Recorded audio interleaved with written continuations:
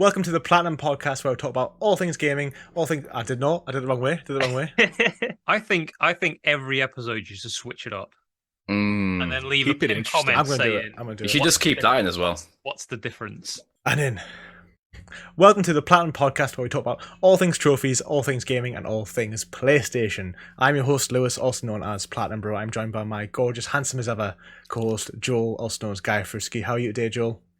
I'm feeling my confidence is sky high. Ah, It's that introduction every time. Every time it just. I'm glad. I try to boost you. Best I can. I mean, the next person might as well be a co-host now because he's been on so much. He's like a bad smell. And that's Steve. Well, boy, Steve. How are you, Steve? That's me in a nutshell, mate. I am cracking and I am motivated. Motivated? What for? Everything. I'm Virgil incarnate right now. I just need a launcher.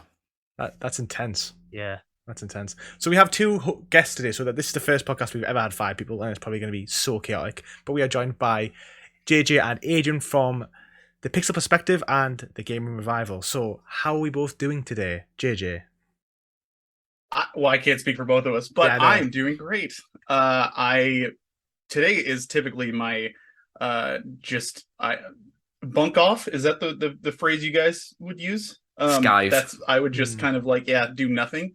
And so I was like, hell yeah, I'll record a podcast. But of course, that meant I had to kind of wash my hair, which I didn't do much with, but I did it for you guys. So there you go. But I love video games. And yeah, it's great to be here. I appreciate the effort. I mean, at least somebody on the podcast has washed their hair in preparation. I think hair washing is something that should just be done when it's needed. So like once a year. It just takes too long. He loves the planet, this guy. He loves the planet. He's conscious. How are you, Adrian? Um, I'm good. I'm excited to be here. I've been podcasting for years, but this is actually the first time that I've ever been a guest on another podcast. So exciting. Pop the whiskey. Someone pop something quick. Monster. That counts. This is a highlight. There it is. There we go. Cheers. Cheers, everyone. Oh, I want to draw on something to celebrate. There we go. You have to use it. If you're Nice. popping something, you have to use it. You know. You got to These commemorate British something. traditions are weird. Yeah, I know. I I mean, get I used to them. just made it up. But you know, cheers for that one. So you guys run the Pixel Perspective podcast, which I have been a guest on, but it's been a long time. Like we actually haven't spoken since then, so it's like a year ago, right? Yeah. Yeah, I mean, not like you and I have spoken a few Yeah, times, just like through like TikTok and just messaging and that kind of thing. But yeah, it's been a while since we've actually talked in person. Would you consider this? I Yeah. guess on video, whatever. It's weird. I was thinking about this the other day. So your channel like blew up like crazy, and it's like well deserved because you put so much effort into your videos. It's amazing. And I was thinking, I was like, he was like, you know, like not as big as he was back then. It's crazy. And then he left our show, blew up, and then apparently my ex-girlfriend, after we broke up, now is on TikTok and has about 12,000 followers on there. So I am some sort of catalyst. Not that I check on her or anything. That'd be weird. Who does that? No, we're good friends. I'm just kidding. But I just thought that was a funny coincidence. But I did want to say that to start out with, like, dude, seriously, I love seeing how much your channel's grown since we have talked last, and it's so well deserved. You put so much time and effort into your stuff, and it shows 100%. Oh, I have a I'm question. blushing. Go for it. You guys need a new guest for your podcast? I mean, I'm available this week. Yeah, can we have a little rub on that genie bottle there and get some of that look? We love having people on to come and talk. So honestly, anybody's welcome. We love just talking whatever. So if you listen to our show, there's really never like one solid thing that we talk about subject wise. I mean, per episode it is maybe, but like overall, as long as this includes video games, we kind of just go over it at some point. Honestly, I'd say overall, our podcast is pretty similar to yours in terms of just open discussion about what we've been playing and things like that. We usually have a show topic that we'll cover, but that I think takes up maybe half the show. Most of it is just us, just talking about games. We tend to go on a lot of tangents, especially when Steve's around. We kind of just, Don't be blaming me for your fishing rods. No. I mean, to be fair, I do like your podcast and I listen to it sometimes. I'm like, obviously I enjoy every second of it, but I'm like, the point hasn't come across yet. It's been like 45 minutes. But also, that's rich coming from me because we have the exact same problem. I think it's just podcast life. What made you both 100%. start it? I think, is it right you guys were like friends, been friends for a very long time? Well, actually, go for it. Well, actually, JJ started with his podcast, The Frozen North. And how long have you been doing, had you done that podcast? That went on for 100 episodes over 4 years. We got up to, we were getting consistently at that point around 700 to 800 downloads a month. And it was just really, really fun to do. But the two guys that I was doing it with at the time, unfortunately had like real life come into play, and I just didn't want them to give up every other freaking Saturday like they were.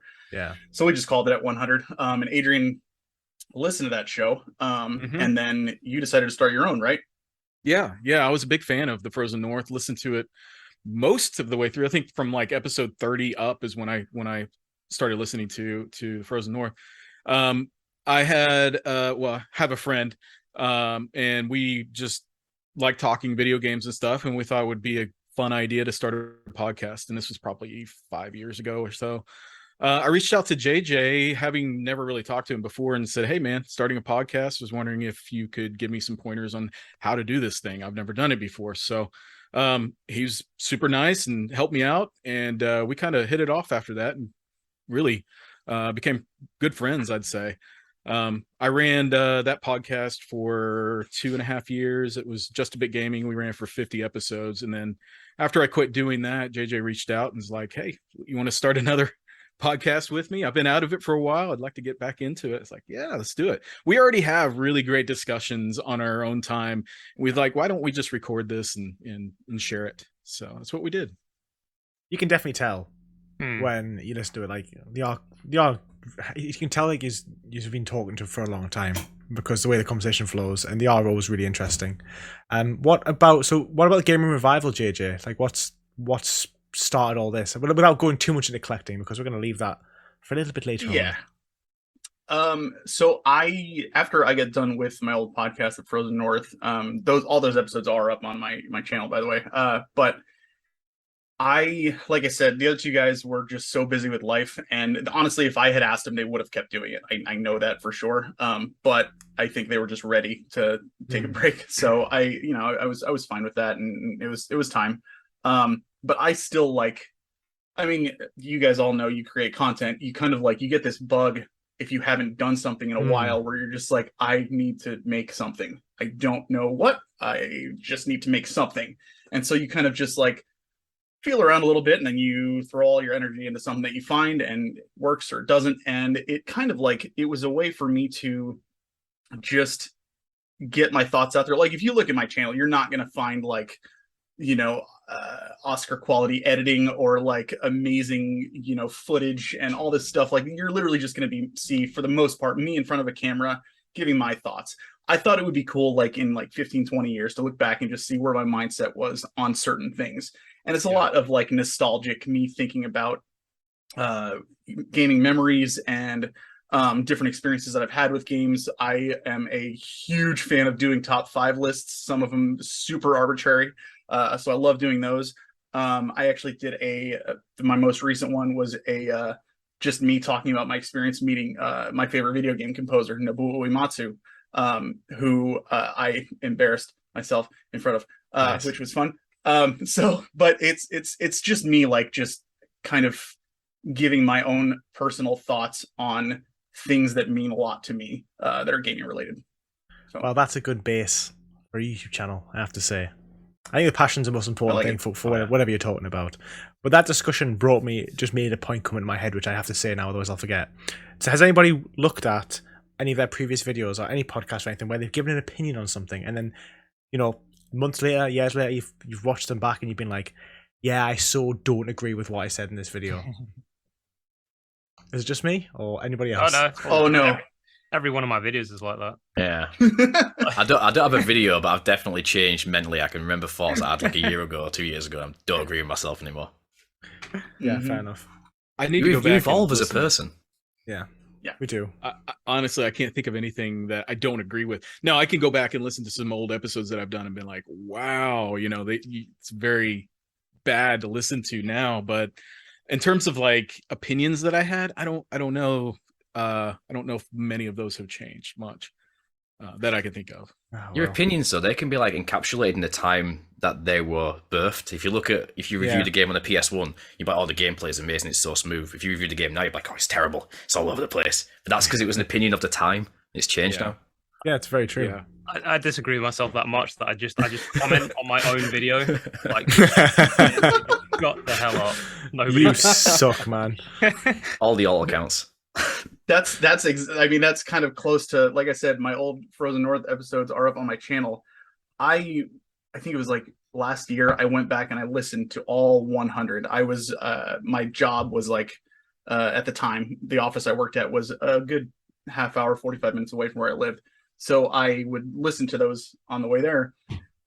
And my God, not even necessarily the opinions, but just how it was as a person back then. It was like my late 20s, early 30s. And I was like, I caught myself many times listening and just being like, stop interrupting, douche. Like talking to myself on there. Like, just like, I was so mad at how I acted sometimes. And it just, I looking back, I just cringe.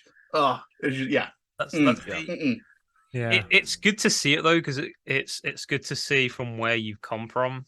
Yes. Mhm. I think. I mean, my first videos on my channel are absolutely disgustingly terrible.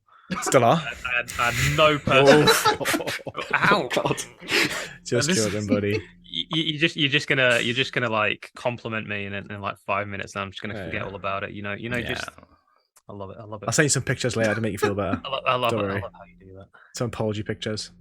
This is adorable, by the way. I love it. I'll be partially clothed. Okay, this is a good point to move on to what I really want to talk about, because obviously it's all about me here. And I think Jules already commented on it, and obviously I think now, I don't know if the viewers have noticed it, but you kind of can't miss the massive, impressive backdrop that Adrian has. Oh yeah, it is absolutely insane. The arcade cabinet alone is so impressive. Yeah. Yeah, like what game is that? The arcade game?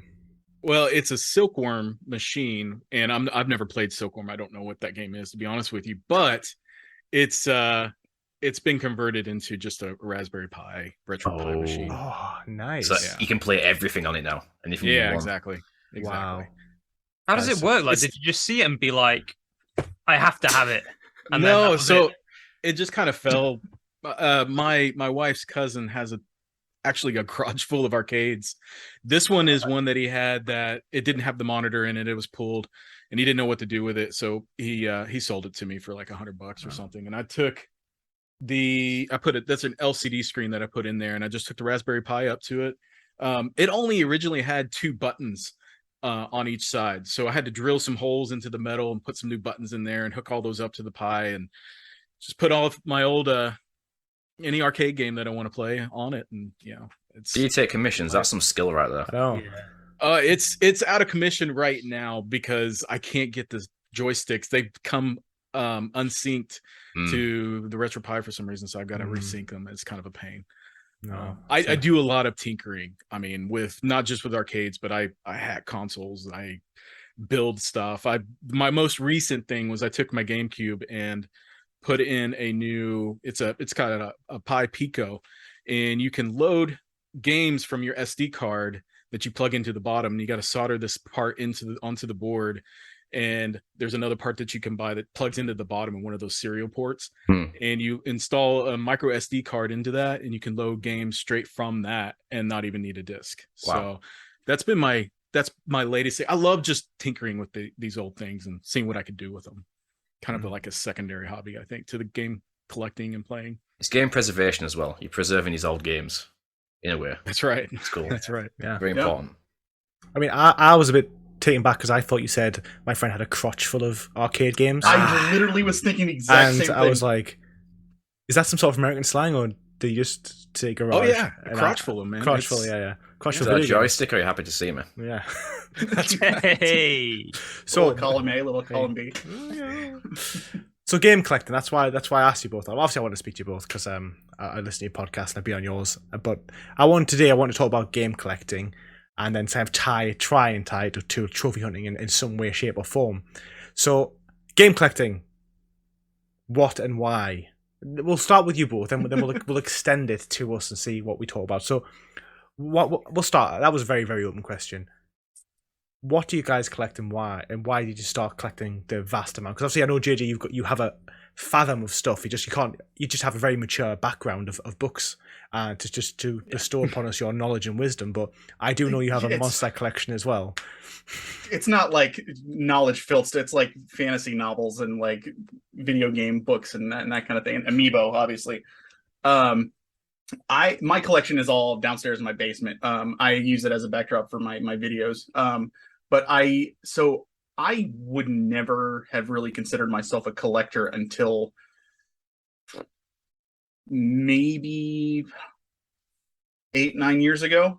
Prior to that, it was just I wanted to play so much as a kid, but I didn't have money and couldn't do anything. So I eventually started just buying things that I liked, and eventually just had a lot of it.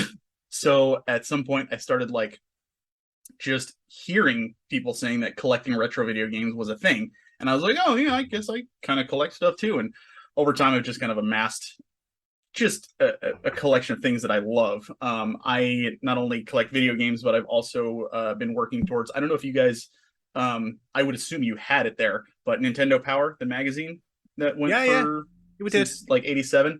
I am 6 issues short of having the complete run. I'm working on getting that.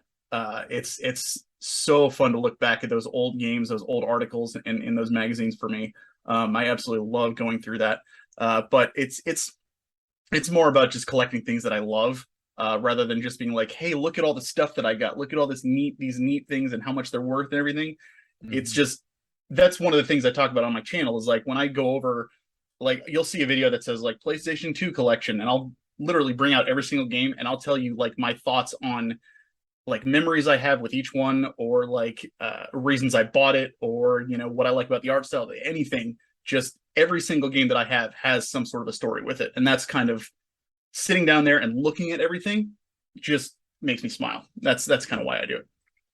Nice. Do you ever just like run your finger down all the backs of the games? Like, yeah. I ever? Yeah, I regularly. Yeah. What about you, Adrian? Yeah. Smell them. Yeah, exactly. Oh, I've been known to stand back there and just go through game by game, take it out, look at it, not play it, just look at it.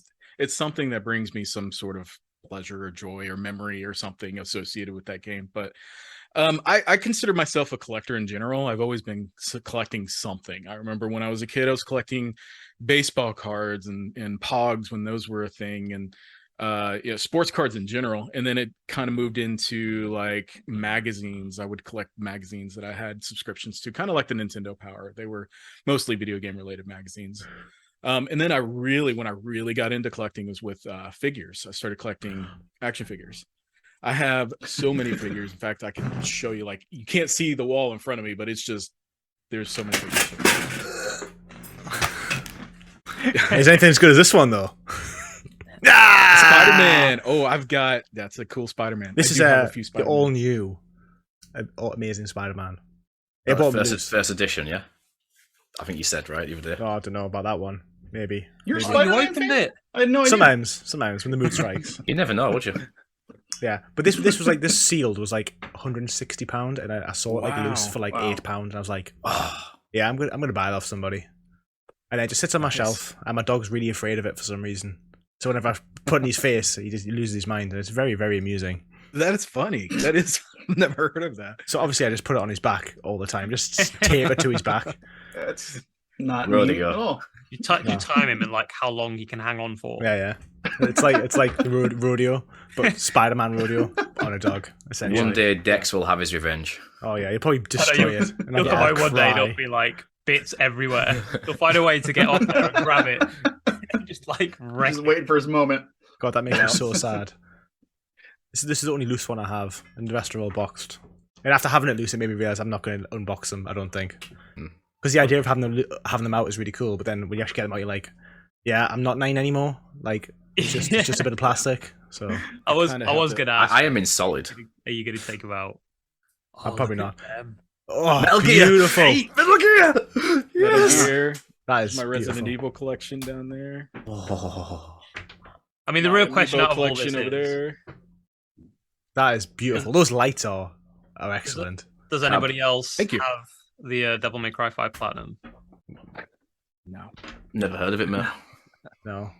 Just putting it in there. I mean, to be fair, you've lasted like 20 minutes. You've done well. That's quite a long time. It's usually I heard it's pretty easy to get though. Like not like it's just everybody has it. Wow. I've heard it's a right like, you know. Wow. Yeah. It was co-produced by Red Like, yeah. It was. Not a lot of clout there. Yeah. No. Yeah, It's easy I'm now. pretty sure my son has that one. Yeah. Do you do any sleep like one hand? When he's like, Yeah. as soon as he was born, like as soon as Yeah. he was birthed, He did just it in an afternoon. Sounds about right. Yeah, I, think the real Lewis's dog challenge is actually the got bloody it with palace. Spider-Man on his back. Yeah, he did. To be fair, easy. He did the last Spider-Man boss. did it. It wasn't even him. He just used Spider-Man to do like the controls. That's right. He had Spider-Man in his mouth, and he just used his feet as to press the buttons, and that was literally it. What about you, Steve? Then I know obviously after Adrian, you probably right now got the second best backdrop of us all. Definitely. What would you describe yourself as in terms of collecting? Mine's probably more nostalgia from childhood than collecting. Like, I've got my old GameCube controller, sans the GameCube, because I don't know what happened to it. I think it got thrown out, sadly, which means I need to buy a new one. The old Game Gear, which brings, like you said, it brings back memories, right? You look at these things. Mm-hmm. I remember playing Sonic on that back in the day, in bed, eating up all the AA batteries, just powering through them. Just sat there at the wall, plugged into the outlet. Other than that, the only things I really collect is stuff like the odd, like Doctor Who items, Funko Pops galore. Video game collectibles are really my thing, like Uncharted 4 there, for example. It's just like, it's bits and bobs, it's knickknacks. It's anything like you said that's really personal to me. Like, I kind of wanted to buy stuff like certain Star Wars Pops because I thought they're going to be valuable. But then I thought I really just want to get things that I really mean something to me, because that'll make the most. Otherwise, what's the point of putting something on your wall because you just think it's valuable? No, You should have a connection to you. Yeah. It's got I mean, you could put things on your wall and then eat them. Yeah. I mean, sadly. Steve once had a Jammy Dodger, for those who are new and for you both who haven't seen it, on his backdrop for about a good 6 months. Then he ate it on the podcast for the boys, and it was a Covered in highlight. dust and pubes, but it was worth it. Yeah. Well, there wasn't much dust. I on it, don't though. know how to respond to that No. at all. It was like it was you couldn't tell it was Jammy Dodger. There was so many pubes on it. Mm-hmm. Yeah, There's it no looked like a correct furball. response. No, Yeah. Yeah. High in protein, though. The little Yeah. red heart had like mold on it, so it wasn't really red anymore. It was like It was brown. with a bit of brown. Yeah, nice. Just ask where the brown came from. Yeah, Nope. Not gonna do that. good times. Oh, Good Now times. I want to know, where did brown come from? Well, you saw where Zach put 'em. That's for the OnlyFans. What about you, Joel? What do you class yourself as, if at all? Yeah, I'm trying to like build my my collection. I've not got much. Like you've seen like the setup, like both you and Steve. Like there's a shelf above where the camera sits, and like I want that all to be filled with like figurines. I obviously want to fill that up with like figurines and stuff. I mean, here you got like the Spider-Man comics, but behind them there's Hustler magazines. I did like collecting them. Nice. I do read them every now and then again, like yourselves, for nostalgia. For the articles. Yeah, of course. But I just want to build my my figurine collection a bit more. They're expensive though. That's You go so and get expensive. figurines, and they're so expensive. They're They are. like Yeah. £50 a pop, and I'm like, I can't afford that. So yeah, Hustle magazines it is for now because they're a bit cheaper. They're only about Yeah, £3. no. Excellent. Well, And, we'll contribute. And we'll get you the collection, just like JJ with the Nintendo Power. We'll get you every Hustler magazine that's ever come out. Yeah, like version 1. I just want to see how much it's changed since the first. Yeah, I think we all do now. I mean, that's all I can think Absolutely. about Yeah. now. Well, so for me, like as you can see, I've got obviously for those who have seen it, like that is the amount of stuff I've got. Really, I've got some PlayStation 3 games that I have like down here because I don't have anywhere to store them. And I've been through like a lot like you, Adrian. I've always collected loads of different things, and like a big time of it was like Yu-Gi-Oh cards and Pokemon cards. And then obviously when you're younger and you sell all the games and stuff, because I did have a lot of PlayStation games and stuff back in the day, and a lot of comics and stuff. But it came, I think, when I was younger, when the time came to end a phase of collecting something, I would sell it all and then purchase the next thing. And I do like in lockdown, I regret doing this because I didn't have enough space and I wanted to get rid of a lot of my comics. And I sold so much of them to then buy more games, and I kind of do regret doing it now. I still have a substantial amount of them, but I did sell like a good 30 or 40 volumes of things. I do regret that a bit. And now, like mine has changed so much over the past 6 months because I've really gotten into My Hero Academia. For those who didn't know, hence all my time. Oh. And then they started collecting the manga. I also got my All Might poster and I've got my All Might statue, and then recently it's been figures because I was like, I basically put a stop on buying video games because like I'm buying too many and I've got a backlog which is like 100 games big now, so I need to stop doing it. And then that just transitioned it into buying a few Spider-Man figures. And you're right, Joel, they're so expensive. And if you don't buy them within a month of them coming out, someone buys all of them and then sticks them all on eBay for double the price. Yeah, the filthy scalpers. Just really frustrating because it's like you're like, I don't know if I want to buy this figure, but then if I don't buy it now, I'll not be able to buy it. You feel like you're obligated to. Yeah, You know it's gonna like it's like the Lego special edition Lego. Like when you buy them, the box, it's like what, 30-40 pound, and then when somebody else sells them on, it's like 100-150, and you're thinking, Jesus Christ, It's insane. madness. So going back to you guys both, as game collect, we'll go back to just primarily game collecting. What consoles do you collect for?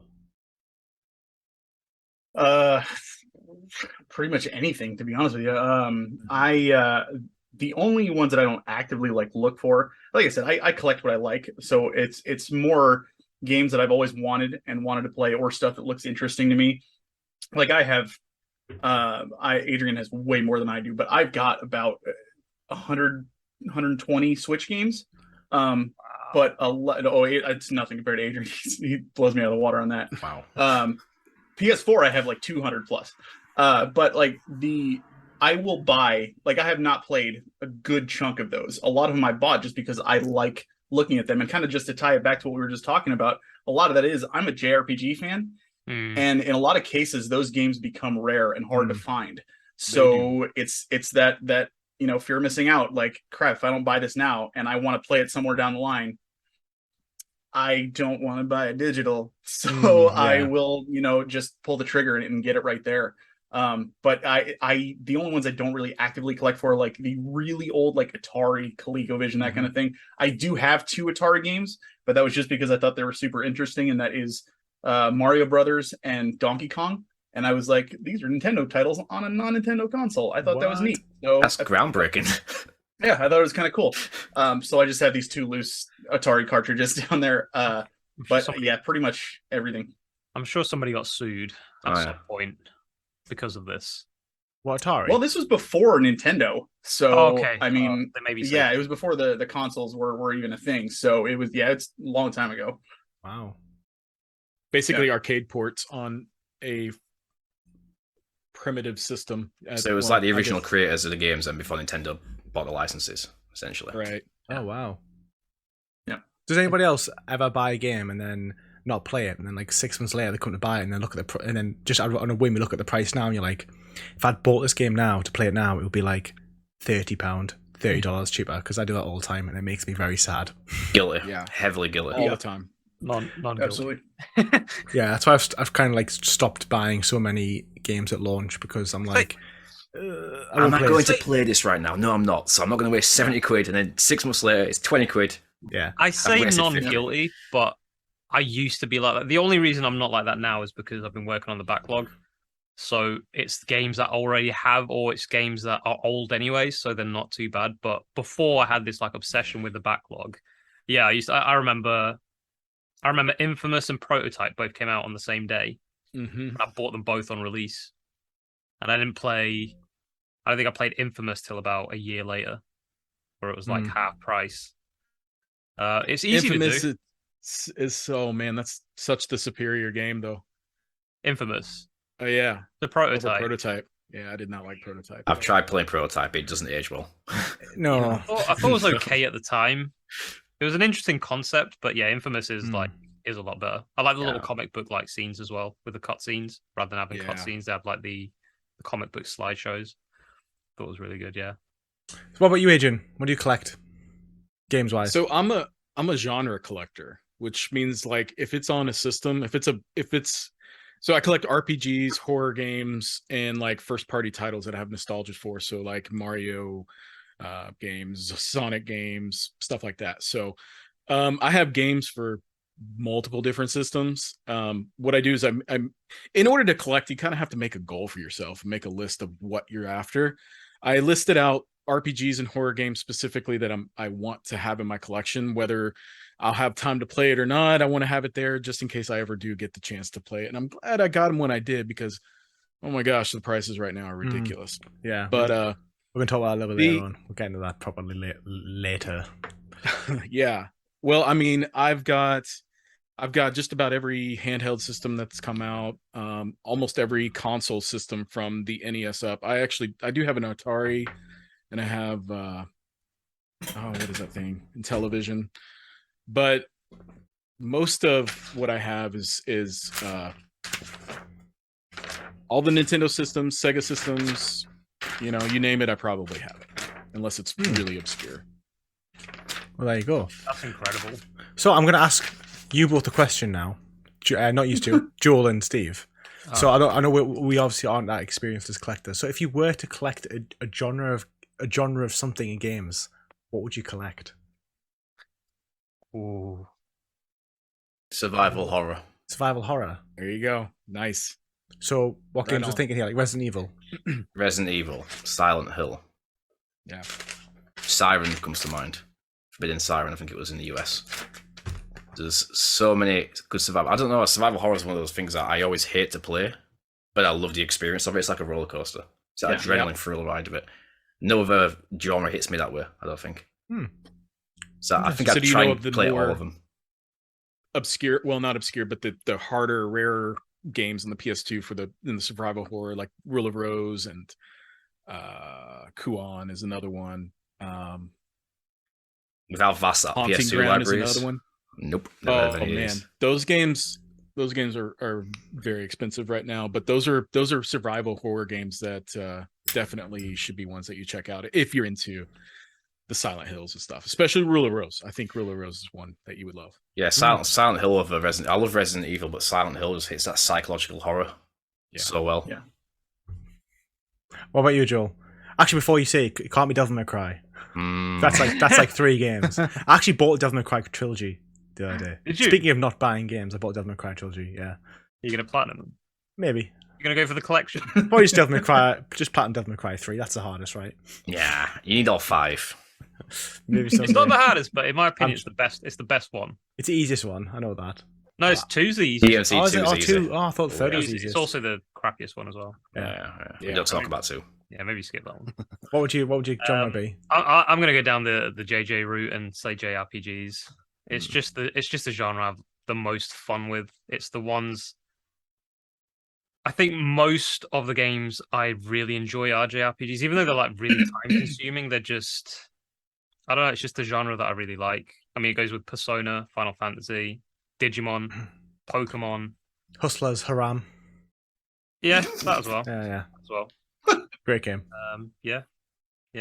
I'm just a sucker for Japanese. I think I may have been Japanese in my past life. Yeah. Sure you are. It's the only thing I can think of. You do absorb anime at a very fast rate. And the man bun is an expression of that lineage. Yeah. Exactly.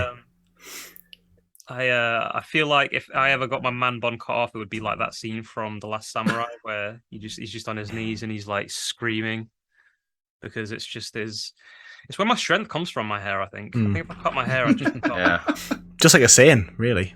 Yeah. You're a Super Saiyan Shinobi after all. Yeah. I am. Fair. Speaking of, in the Dragon Ball film, in the trailers before it, the adverts for the actual collectible figures, which is a good little tie-in, cool. they butchered the pronunciation of Saiyan. They went Cyan. Oh, Cyan. Cyan, that's a colour. It's like, what? Yeah, that's a color. You're like, Super Cyan! And I was like... we're better off just saying Saiyajin. That is grim. Wow. I will say, like, I don't want to watch the just and maybe this is I'm guessing just based on what you just said, Joel. You can probably relate to this, but like, if you do have like a good collection of just solid JRPGs and you like have them lined up on your wall, this might just be me, just being how I am. But I look at that and I literally like in my mind, I see like I'm such a cheese dick. More than video games, I see like adventures and just stories with just amazing characters that I can look one by one and think of on each one. You know, it's the same with like anime, that kind of thing. It's also the I don't know about any of you guys, but I organize my games in like alphabetical order. So it's I want to. That's excessive, Joel. It's not excessive. Look, listen. I'm jealous. When you look at, imagine having the whole Final Fantasy. Oh God! Right. Sorry, me and Steve are having a figure off there. Very. We were listening though. Please continue. The whole Final Fantasy collection, and you've got like from 1 all the way up to 15, but you've got like all the in between ones as well, like the Crisis Core and is it Odyssea? Wait, there's like the fighting Dissidia? one. That's the one. Imagine having all of them. Just that alone, just those alone is probably bigger than my collection right now. Yeah. What was that game Dan spoke about, which ages ago from the Platinums, which we had no idea what it was? Oh God, I can't remember. It was this Final Fantasy spin-off on the PlayStation 1, which was like his most proud game. He knew exactly where it was. Earpiece, He didn't even look. It was maybe? just. We just went, my favorite game, and it was like this pile of like hundreds of games. And he just went, pulled out, and was like, it's this one. Dan's watching this like after our friendship's over. I bet they're all color coded. Yeah. Definitely. My genre would probably most shockingly be all Spider-Man games. Because, Every one of them. and then I would take it to superheroes. Like I've got all of them on PlayStation 3, but I still need to get TASM, The Amazing Spider-Man, and Spider-Man Web of Shadows. But that game is ridiculously expensive for a PlayStation 3 game. It's like £40 to £50, which is why I can't quite pull the trigger on it. It's like Deadpool. Yeah. Yeah. Deadpool is stupidly expensive now. It's like £60. They yanked the license and now price goes up. Yeah. Well, ever since Spider-Man came out in 2018, all of the Spider-Man games on Xbox blew up in price. Like Amazing Spider-Man 2 was like £55. I don't know what it is now, but when it came out, that's how expensive it was. It was staggering. I'm glad I bought that when I did. I think I bought like for £15. And it's like the worst game out of them all. Oh, it's got awful. Absolutely terrible. Yeah. People are desperate for Spidey. But don't forget the best Spider-Man game, Atari 2600. That's the best Spider-Man game right there.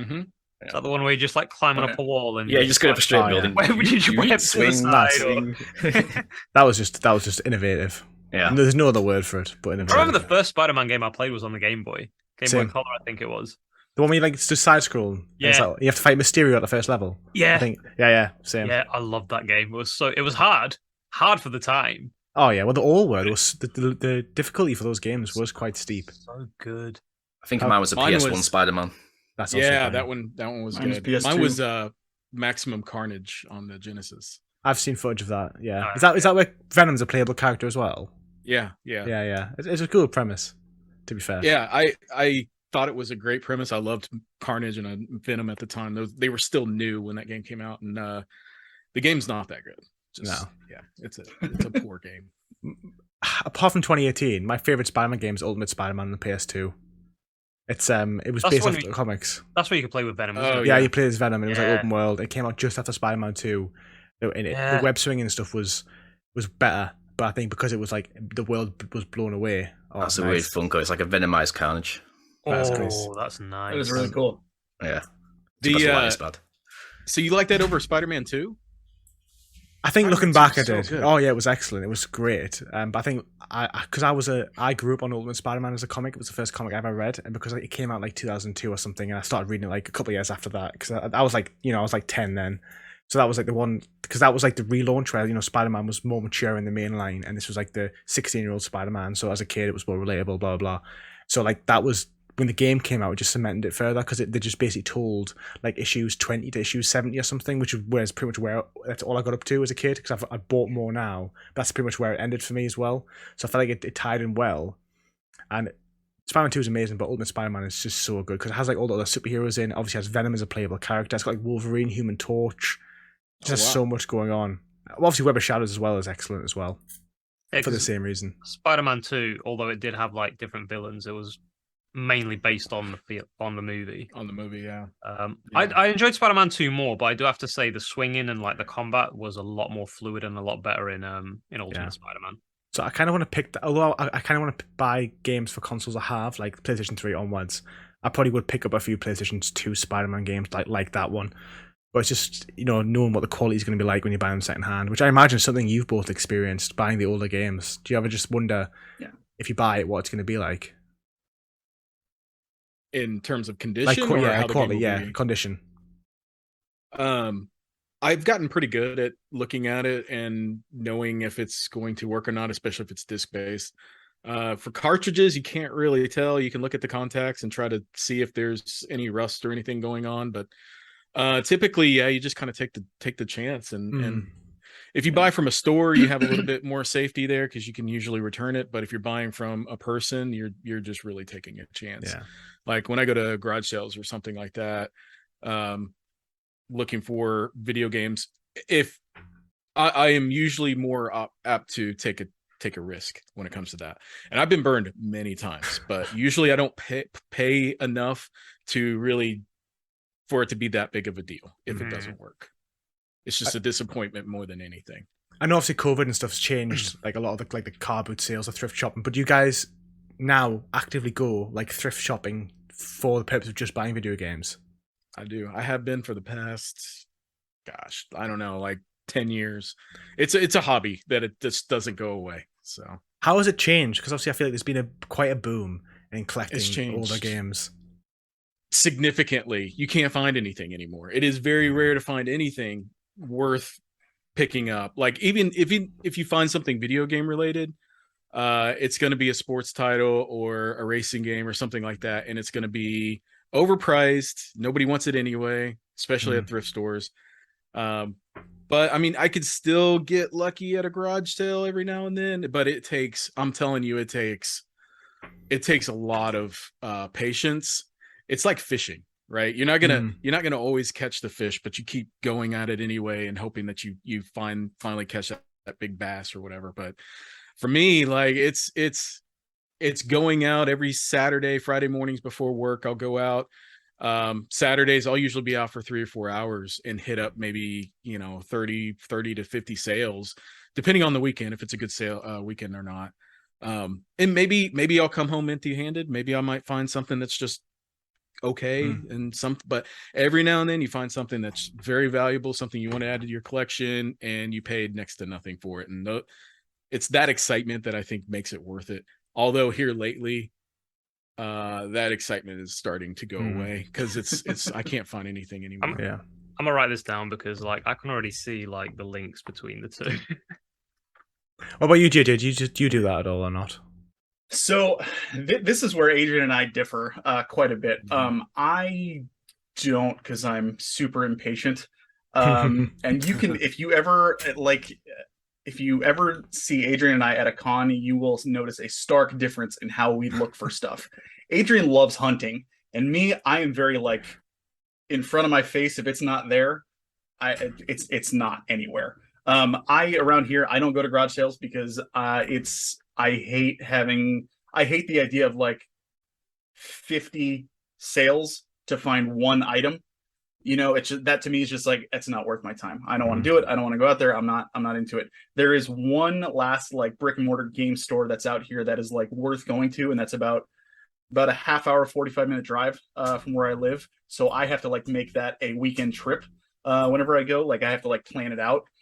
I went there a few weeks ago with a buddy of mine, and ended up, we went to a couple of pawn shops out there too, and hit a couple of things, which was nice. But like perfect example, the first time Adrian and I actually met in person was at Retropalooza in Arlington, Texas, and we try to go every year now. But I was looking for the Mega Man Battle Network games on Game Boy Advance, because I had always wanted to try them. I knew there were like 2 versions of each one, and I was like, I want to get all these because they look really cool. I love the art style. Mega Man's a badass, and it just sounds really, really neat. And it's it's a JRPG, so it's right up my alley. So we get there, and I had already taken like 2 laps around the entire thing, and like they don't have any. I don't see any. There's nothing. I was just walking by each booth, kind of like browsing and stuff like that. Adrian had been there just as long as me, but was like maybe a fourth of the way done with the room. And so I meet up with him, and he's like, we walk up to this booth, and I'm looking around, just kind of, again, face value. He gets under one of the tables and like finds these 2 bins in the back, drags them out, and starts digging through, like clawing, like he's digging a hole, and comes up with like 4 of them. And I'm like, holy crap, what what's funny is if he says he can't find anything, then I'm like, oh my God, things are like actually like really bad right now. I like I said, I collect typically things that I want and that I want to play. I know it's an unrealistic goal, but I have every intention of playing every single game in my collection at some point. So it's like, I don't really care as much if there is something that I missed out on that is like super valuable that might be at a garage sale or something. If I know about it and I can get out there and get it, great, awesome. But I'm more apt to skip it if it's something that I'm just like, and I really feel like, going through all the trouble at this point and that kind of thing. If it's something I want and it's something I really want, if I have an opportunity to buy it, even if I have to pay a little bit more than I want, I'm still more apt to buy it that way. And that's kind of how we differ, because he is great at getting deals, and I'm just the guy who caves when I'm all about saving money, but I have to know it's there. So he's a scavenger, the treasure hunter, and you're the baller. You know what I'm saying? Like, that's right. I want it. This is mine. Yeah. This place is beneath me. No. Yeah. What about all these? Damn. Okay. I watch a lot of well, I don't just watch it as much now, but I went through a phase, particularly in lockdown, where I watched so many like collection videos on YouTube. Like I live vicariously through them, seeing people's collections and stuff. I think that's actually how I found your channel originally, JJ. And there's obviously quite a big like niche in YouTube for them. Like obviously there's big people like Happy Console Gamer and Reginald Reggie or something, and Radical Reggie. That's really it. Yeah, nice guy. Yeah. But it was also like small channels, and I love watching the vlogs and stuff where they actually go to the car boot sales and blah blah. It's really interesting. But a lot of them do a lot of resales, so a lot of them go out with the intention of like buying cheap games and like cleaning them up and then getting them to like into stores to get trade in to buy the games they actually want and stuff. Which is obviously like it's a lot of effort, but obviously they enjoy the journey of doing it. But then some people actually just make like an income from it. Have you ever sold anything from your collections?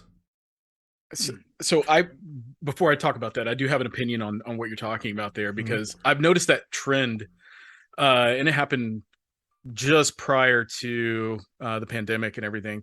It used to be back in like 10 years ago, YouTube days, it would be YouTube channels. There would be a very niche, like Game Chasers, one of the original ones, where they would go out, look for video games to add to their collection. It wasn't about reselling. It wasn't about making a profit. It was about the love of the hobby of collecting and finding these games out for good prices.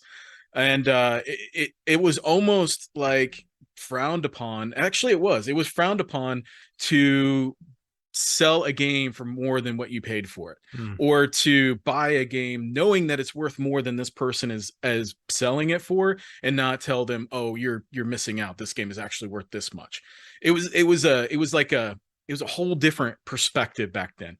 Well, then after a few years, I started noticing on YouTube, more of these channels started popping up where they're talking about finding games just to flip. And the sole purpose of the channel is how to make money buying and selling video games. And that from that point on is when finding video games for me started to decline. And it's to the point now where I can't find anything anymore.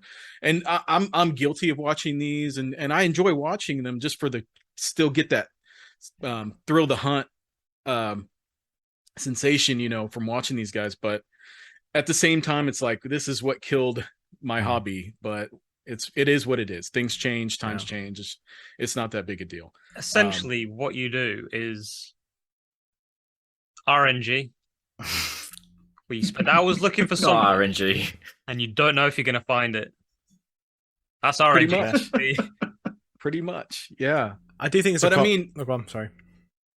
No, like in terms of like selling games, I sell stuff all the time. Like, it's in order to be able to afford to buy new games, like I still will pay high prices for games that I really, really want. So in order to come up with the money to do that, I do have to sell some of the games that I have in my collection. Maybe games that I had bought years ago that I don't really have an attachment to, maybe I'll let those go for something that I really do want. So reselling is definitely a thing that I do. I've always done, and I think everybody who's collected has always done, but I don't find games for the sole purpose of making a profit. I think that's just not for me. No. Yeah, because you've got passion, you've got honor. That's the difference. That's right. That's right. Well, I think you're right there. There's definitely been like a capitalization of hobbies in all forms, and it does negatively impact the people who genuinely care about it, because when people do that, you're taking advantage, or you are taking advantage of other people's passion in the sense of buying a game for $10, selling it for $30. It's like, it's like every intention is just to up the price. It's exactly the same as the scalping with the PlayStations. Like, people bought these with no intention of playing them, just to take them for people who wanted them.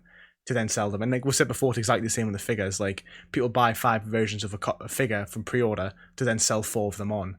And it's like most when I've been on this website, they actually have limit 5, and you're like, who needs 5 of the same figure? Like it's that they've put that on to stop people mass buying them.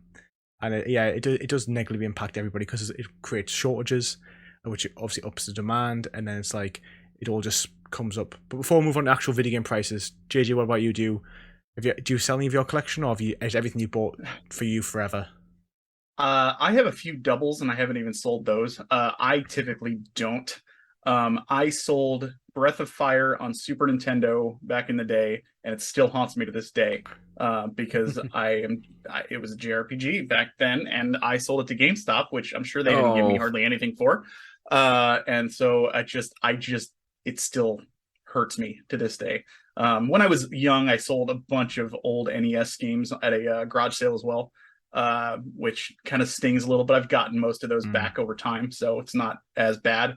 And I technically got Breath of Fire eventually back as well. But I still I never forgot that feeling of like, if it's a double, then I will more than likely sell it. And usually I am willing to I did a trade with somebody who I literally almost gave them 2 of the games that I had that were doubles, just because I was like, I knew they were going to a good home, and I don't need a lot of money for these. They're not like super rare, valuable, or anything like that. And even if they were, like I said, if I know they're going to a good home, I'm happy to hook somebody up and help them out. I don't go out of my way to sell things though.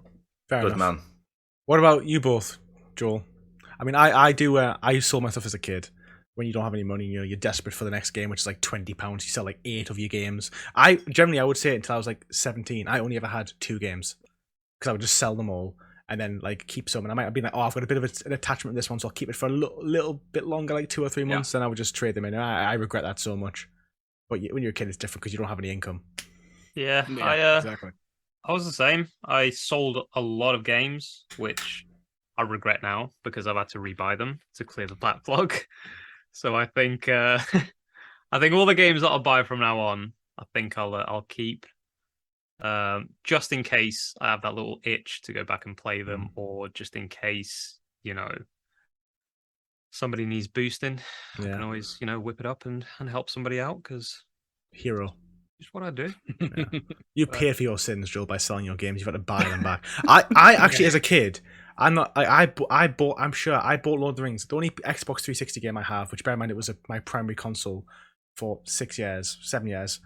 I only have 1 game left, and it's Lord of the Rings: Battle for Middle Earth 2. And I sold that game twice. So I sold it when I was like 15, maybe 13. Bought it back when I was like 14. Sold it again, then bought it back when I was like 16, and I still have it now. Sure. I think because we had Blockbuster back then, it was a lot easier to sell them because you got I wouldn't say you got your money's worth, but it wasn't too far off with the credit. Like if you sold them a game, it wouldn't be too far off from buying a new game, so it would kind of be like for like. Whilst nowadays you haven't got that. You go to CX and they give you like £5, Yeah. and then you want to buy a game and it's like 55 or 40 or something. So it's just, you're better off keeping the games.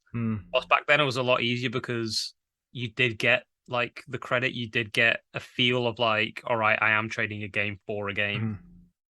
Just for the record, if you both don't know, and anybody who's watching is not from the UK, CX is like the biggest pre-owned like seller of everything video game and like tech. Okay. But also like that's because like I don't know what it's like over the US. I know obviously GameStop is collapsing, but like I would say of the 3 big game companies we've had, game like retail stores, they've all collapsed, and we only have Game left.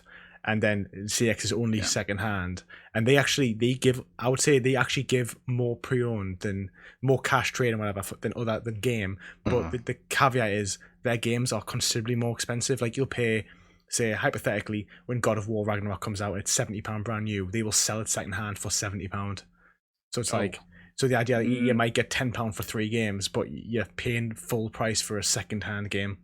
And then their pricing is ridiculous because they must use a market to justify the prices, and they must follow trends, because whenever a game comes out or something happens in the media, like their prices of certain things go up. Like whenever a film comes out for Marvel, the Marvel games go up in value, these sort of things. So it's like you can never get a deal at CEX ever unless you're buying a game that literally nobody cares about, or like Infamous 1, like millions of copies were made, so that it's like 50p. You also notice when games go on the PlayStation Collection or Plus, they also drop in value, especially now. You'll see them instantly drop by 20 quid because now they're free or part of a subscription. Yeah. What about you, Steve? What's your story with reselling?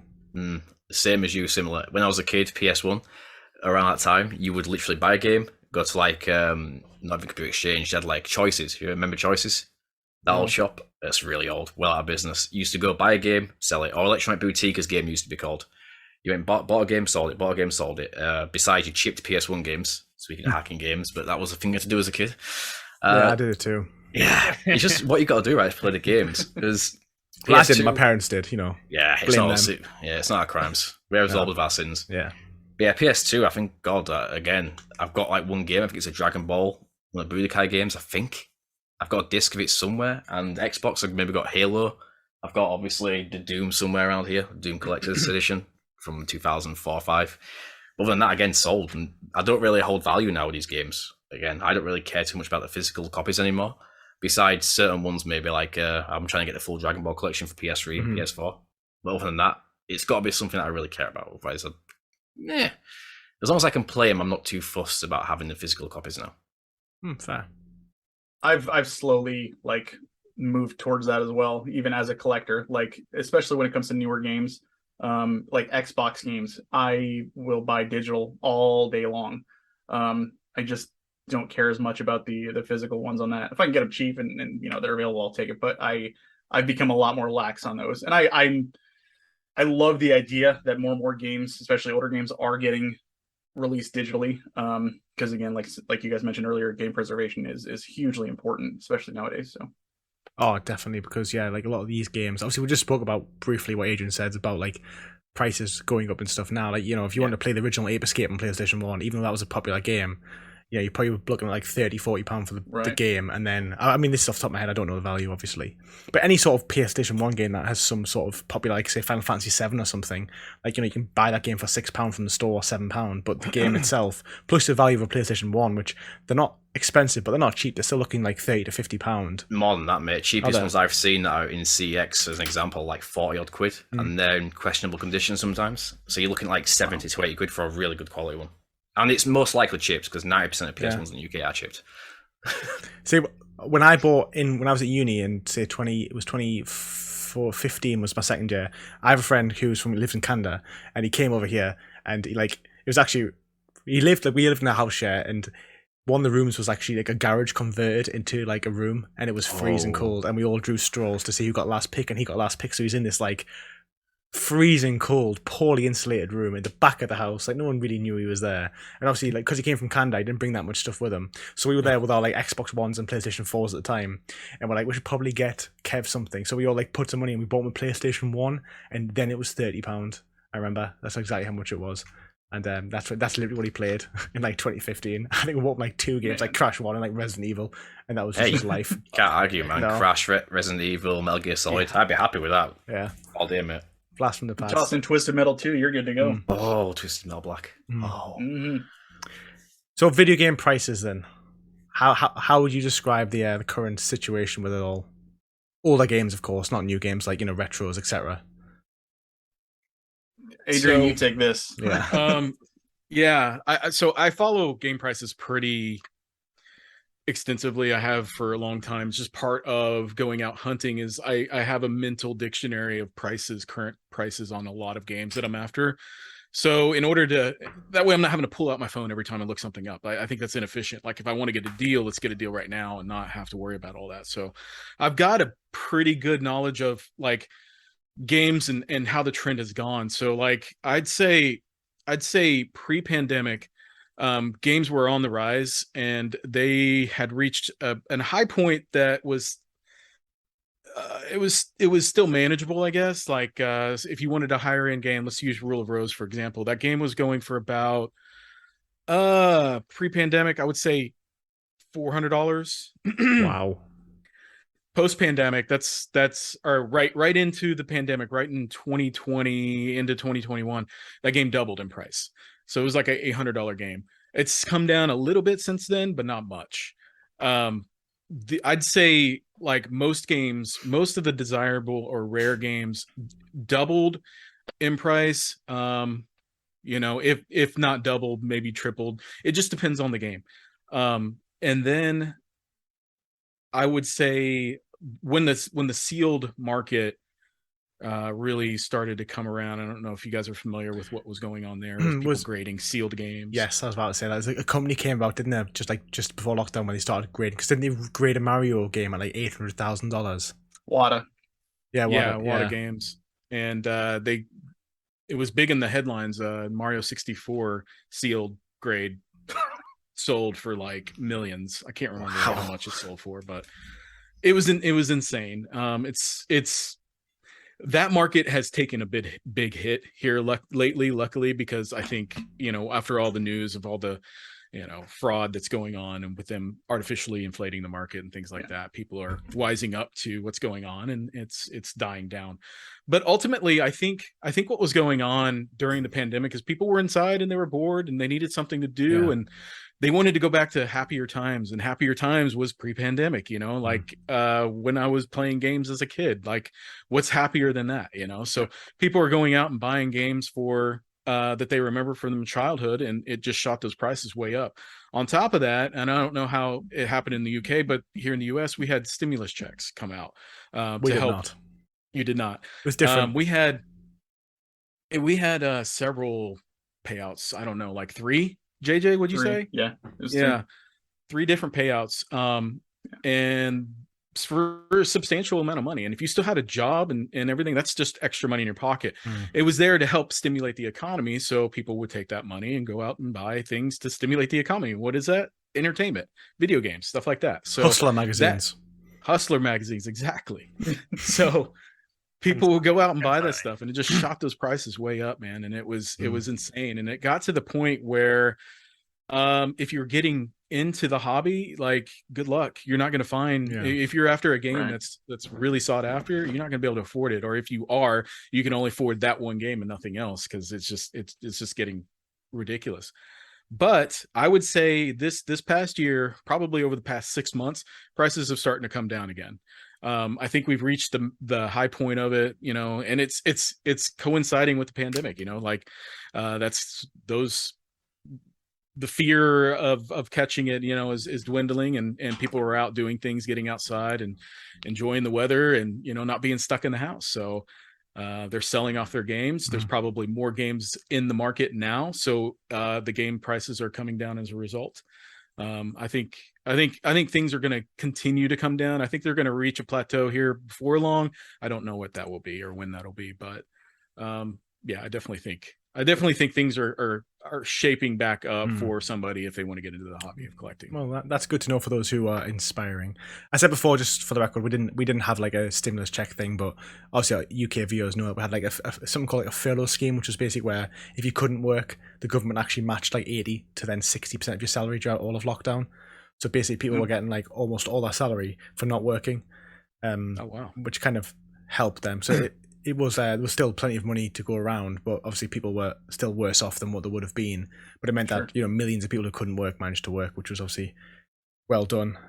Okay, I think everyone. I mean, I really want to know this, and I imagine viewers want to know, and I imagine Steve and Joel want to know. What was your most expensive game or collectible that you own? You want to go first, JJ? I have to look. Hold on.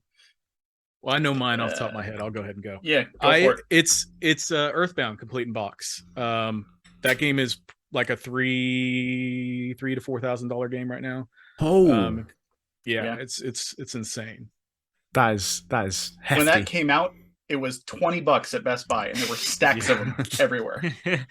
If only you had and also, my God, that's another game that just shot way up out of nowhere. Yep. That I bought that game like 4 or 5 years ago for $500, and at that time that was an insane amount of money to pay for a game, and it's gone through the roof now. And it's been released digitally since, and it's only still gone up. Have you ever considered selling? What's that? Have you ever considered selling it? Oh no, never. That will stay with me forever. Yeah, in his that was grave, from my just Adrian just holding it. And his, exactly. Tomb. What would tomb be of games. What would be a price that you would sell it? Oh man, that's Would a it have hard to be question like? to Would it have answer. to be like in the millions? Oh, there's no. I wouldn't even think twice about it if it came to that. Yeah, What if because you someone's can buy like, several more after that. Yeah, you can buy more. Yeah. so if someone was like, oh, $8,000, you would sell it and just buy it one back. I would take it. Yeah, I that's would take fair. it. Really? Yeah. How about you, JJ? Come I- on, you've had time to think. So actually, my number one is Earthbound as well. I have it Oh. loose though, but that's still like $700-800. Mhm. My second, which is the one that has been the most, is a game probably nobody here has heard of, but that is Kid Clown on the NES. I have. No, you Have you? haven't. There No, we I go. haven't really. Lying bastard. I've never played it. It was actually given to me for free by an old coworker whose wife just wanted him to get rid of games. And so he gave me literally just a stack of them that was in his basement. I offered to pay for them, and he just was like, no, we just want to get rid of them. Here you go. And there's another game that was the Jetsons that goes for about 300 that was in there as well. That was just given to me, which was really, really cool. But I've never Wow. played it. I don't really know much about it other than the box art is goofy as hell. But those are the two, that and Earthbound, obviously. For any the most. wives that are watching this, listen to this man. Don't know what you're giving away. Yeah, Yeah. 100%. Do your research. Exactly. Yep. Yeah. So, Joel, Steve, you guys, what do you think your most expensive game is? Obviously, we'll not class like obviously PS5 games that are like, still worth like £40-50. Do you think you have any games that are actually worth any substantial value? Compared to that, hell no. I think, Oh, I don't. I think I'll I let have, Joel think. I think I have Steve's that he lent me, which is Deadpool, which is like £60. Wow. I don't think any other. Plus, it was Steve, so it's got to be worth at least £63. Oh It's yeah. got, it's got a bit of juice on there. Yeah, he sleeps with it, You- so Yeah. Do any of you guys collect strategy guides or like have strategy guides for games? no. But I originally had the strategy guide for Pokemon Silver. I've got the You'd be surprised how much some of those go for. I've Yeah, got the those are good. Oblivion strategy guide for the Elder Scrolls 4 Oblivion, and I've also got the Combat Evolved strategy guide. I think. I'm surprised you haven't Really? burnt that Oblivion strategy guide, Steve, in some sort of like ceremony, because Steve just struggles with Skyrim now. No, you see, that's Oblivion. That's good. Oh, I'm happy right, with okay. Oblivion. I'll accept that. Skyrim, no. I think the only things I may have of value is I have the Spider-Man games on PlayStation 3, which is Edge of Time and Shattered Dimensions, which were probably worth about £50 now. And I have the Marvel trading card game on PSP. I don't know where it is. And I don't know how much it's going for now, but I imagine, with it being a PSP game, which I imagine didn't sell that many, I imagine potentially in the future it would maybe be worth like £60. But that's it. You have the most valuable thing in the world, Lewis. My friendship. Oh yeah, of course. That's worth at least Nice. £68. £69, worth £69. 69. Yeah. Yeah. That's better. There we go. So before we move on anymore, do you guys have any questions for JJ or Adrian? I've got one. Taking out the expensive ones, what's the most favorite item from your collections? Oh, that's a good question. That's a very I have good to think question. about that one a little bit. Yes. Um, Adrian, are you standing up? I am. That's what I was okay. thinking. That's dedication. That was some fluid motion. I was like, there's no way a chair could achieve such a movement. Yeah, I have to stand when I'm recording. It helps me think. It's the blood flowing, Keeps you grounded. Exactly. Yeah. Mine would be it's not a game, but it is game related. There was a promotional item that was done in Japan for Final Fantasy 7, 8, and 9, and they did a partnership with Coca-Cola, and there were like, I don't know how many, like 3,000 or something like that, of these huge boxes that have figurines of all the characters from the game, along with this stand, a couple of t-shirts, a VHS tape, and just a really, really cool, huge box. And it's just a big display of Final Fantasy. I'm a massive Final Fantasy freak. So it's like, I have a video of it on my channel, actually. I did it for like my 100 subscriber special like years ago. But it's literally like, I have it complete in box. I got everything. There's still plastic around everything on the inside of it. I got it for $100. Now it goes for 700 to 800, something like that. That's really cool. It's just a really, really cool item, and I love it. Gaming wise though, Final Fantasy 3 on Super Nintendo, just because the memories that I have with that game are like, it's my favorite game of all time. Well, that's a video we've all got to check out, because that sounds bloody so. awesome. It is cool. It is really cool. Yeah, I'm a little jealous of that. I wish I had one of those little characters with the Coca-Cola bottles. Mine is got to be my copy of Snatcher, and I'm not sure. Are you guys familiar with this game at all? No. So Snatcher is an early Hideo Kojima game, and yeah, he's creator of Metal Gear Solid. And Metal Gear Solid is one of my favorite games. And Zone of the Enders. And Zone of the Enders, yeah. But Snatcher is a point and click game that came out on the Sega CD years ago, and it's a notoriously expensive game. After he grew up with fame, with the Metal Gear Solid series. That game Police got Knots, right, as well. Yeah, Police Knots is actually it's not a sequel to Snatcher, but it's in the same vein as Snatcher. Right. So I found that actually a buddy of mine found that at a thrift store for $3, a complete in box copy of it in pristine condition, like it couldn't have been in a better condition. And when he found it, that was like a $500 game. It was on my wish list for years, and I came to the understanding that I was just never going to be able to afford that game. And then he found it, sent me a picture of it, and it's like, "Do you want any of these games?" I was like, "Buy that now. Don't think twice. I don't care how much it is. Just pick it up." I don't care how many kids you got to fight.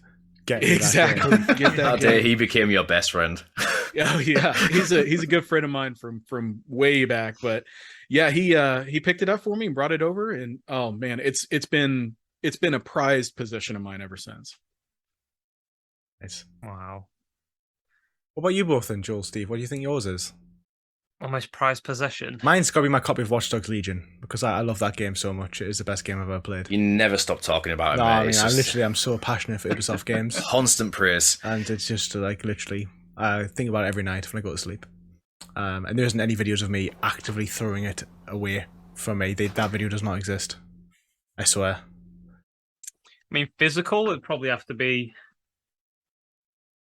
the Naruto little figurine there that Steve gave me, both emotionally and because I love Naruto. It's got a special place in my heart. Physical, if it's digital, then obviously Devil May Cry 5 Platinum. Oh yeah, of course. Well, we'll get on that. We'll get on the platinums later on. Probably soon, actually, because the time is we're losing our time here. I am super torn, but as far as favorite items go, value aside, I would say this Goku. That's cool. That's a great figure. That's awesome. I absolutely love this guy. Yeah, that is really cool. It's so beautiful. It is. That is excellent. To be fair, it is beautiful. That is quality. Because that's my love, the OG Dragon Ball. That was my original. Oh, I love the. Oh man, I was watching that last night with my son. You will love superhero then. You will love superhero. Awesome. The pop you have behind you with Goku on the Nimbus, I have that on my desk at work. Oh, I've got two of him as well. Speaking of buying two items, that's so cool. I wanted one sealed and one for display. So yeah, and Master Roshi is right there. Nice. Hell yeah. In terms of collectibles, mine's probably my big All Might behind. Obviously, I'm not going to get it down because it's a bit of a nightmare because it's all getting so cluttered at the back. He is the foundation of stopping everything from falling down now. So if I take him out, everything will just collapse down at such a speed. I know how that is. So just like All Might. Yeah, exactly. I was just about to say, just like in the show. Yeah, it's resting on his muscular shoulders. Yeah, he's carrying the weight of the world. He's carrying the weight of those games, and he's still standing, and he's still smiling as well. He weighs about 50 kilo himself, I bet. He's a good 3 kilos, he's pretty much the max I can lift in the gym. So sometimes I don't go to the gym. I just bench press that. Just kill a bit of All Might. Yeah. Game wise, it probably is my copy of Lord of the Rings: Battle for Middle Earth 2 because I love that game so much. It was one of those games that came out didn't have 1,000 gamer score, had 705. How weird is that? Why the 5? I have no idea. Why the 5? Why can't people just stick to like circular numbers? It got worse, mate. There was even 1s and 7s in there. Yeah. I remember a few games. Didn't Mad Max have really weird gamer score numbers? It was like kill somebody, 17 gamer score. I think that was beyond my time. Xbox started adding achievements just to bloody applications. Watch a movie on Netflix. Achievement unlocked. Oh my god, sounds so addictive. I didn't know they released AAA games without 1,000 gamer score. Well, Condemned Criminal Origins, that was one of the launch titles, and was it 790 or 990? Yeah. It was like something weird. The first games. Battle for Middle Earth came out in 2006, and it was a PC port as well. I don't know if that factored into it at all, but it was very unusual. How much of a piss take is that? 990. They can't just give you 1,000. 990. That's like when you leave the TV volume at like 13 instead of either 14 or 12. Yeah. Can't be done. I also have a lot. I don't buy pops, pop vinyls, the other things, because I think it's a really slippery slope, and I don't like. I don't want to get involved in it because you buy one. Even if you buy a Spider-Man, like, do I collect all the Spider-Man or do I collect all the Avengers or blah blah? You don't want to end up like Steve. No, you don't be like that guy. Hey, God. I broke my addiction. The last one I bought was like a Doctor Who, the Ninth Doctor with a banana, and that was at a convention because it's so rare. That's the only reason I bought it. I broke this habit. My friend had a signed pop vinyl the box was signed by Stan Lee. Oh, and he sold it. That's awesome. Oh, you didn't? He sold it for like £300. Or after he after he sold it after he died. Oh no! Yeah, I know. Like, he just was like, I don't want it anymore. I was like, why would you ever sell it? Oh. Like, it's just such a shame. Someone's probably got it now, just admiring it every day. But when I have a few Spider-Man one, I have a Nacho Libre one. Obviously, like Nacho Libre. For the record, I'm wearing a Jack Black t-shirt. Nice. I'm wearing a Bloodborne t-shirt today. Oh, nice. Nice. There we go. Our favourite things, Bloodborne and Jack Black. And don't forget the Dragon Ball t-shirt from JJ. Exactly, Dragon Ball from JJ. Oh yeah. That's right. Steve just wearing his muscle shirt from Primark. Hey, I try. Nice. That is nice. Design. That is excellent. I just try and be neutral, Yeah, exactly. Doesn't matter No what favoritism. you're always going to look good. I mean, look at You got Too something kind, on your too arm kind. there. I know he's got a new tattoo. I know. I don't think I think anyone on the podcast has actually seen it. show it. Oh god damn it. Show it. Show it. Show it. The first of many. Look at that Oh, bicep. look at that. Oh yeah, I mean, I'm only admiring the bicep. Oh, there's a tattoo. Yeah, Yes. yeah. God, Steve, your arms are so big. You have so much space on them for so many tattoos. Yeah. Next one's going right there. 2 weeks from now. That probably took him 2 weeks to do that tattoo. It does just about, yeah. Yeah. I'm thinking of getting a sleeve, but you could get two. Yeah. For the size of that arm. Yeah, exactly. It's meaty. Getting back to my point is when I had some pop vinyls, I only had a few, but one of my friends gifted me a Spider-Man, which I already had. So at the time I was like, oh, what am I going to do with it? But actually what I did is I took it out of this box and I actually blue tacked it, like stuck it to my car, and it's on my dashboard of my car, and it's been there for like 4 years. Oh. It just sits there and looks at me and just bubbles his head all the time, and I'm just like, yeah.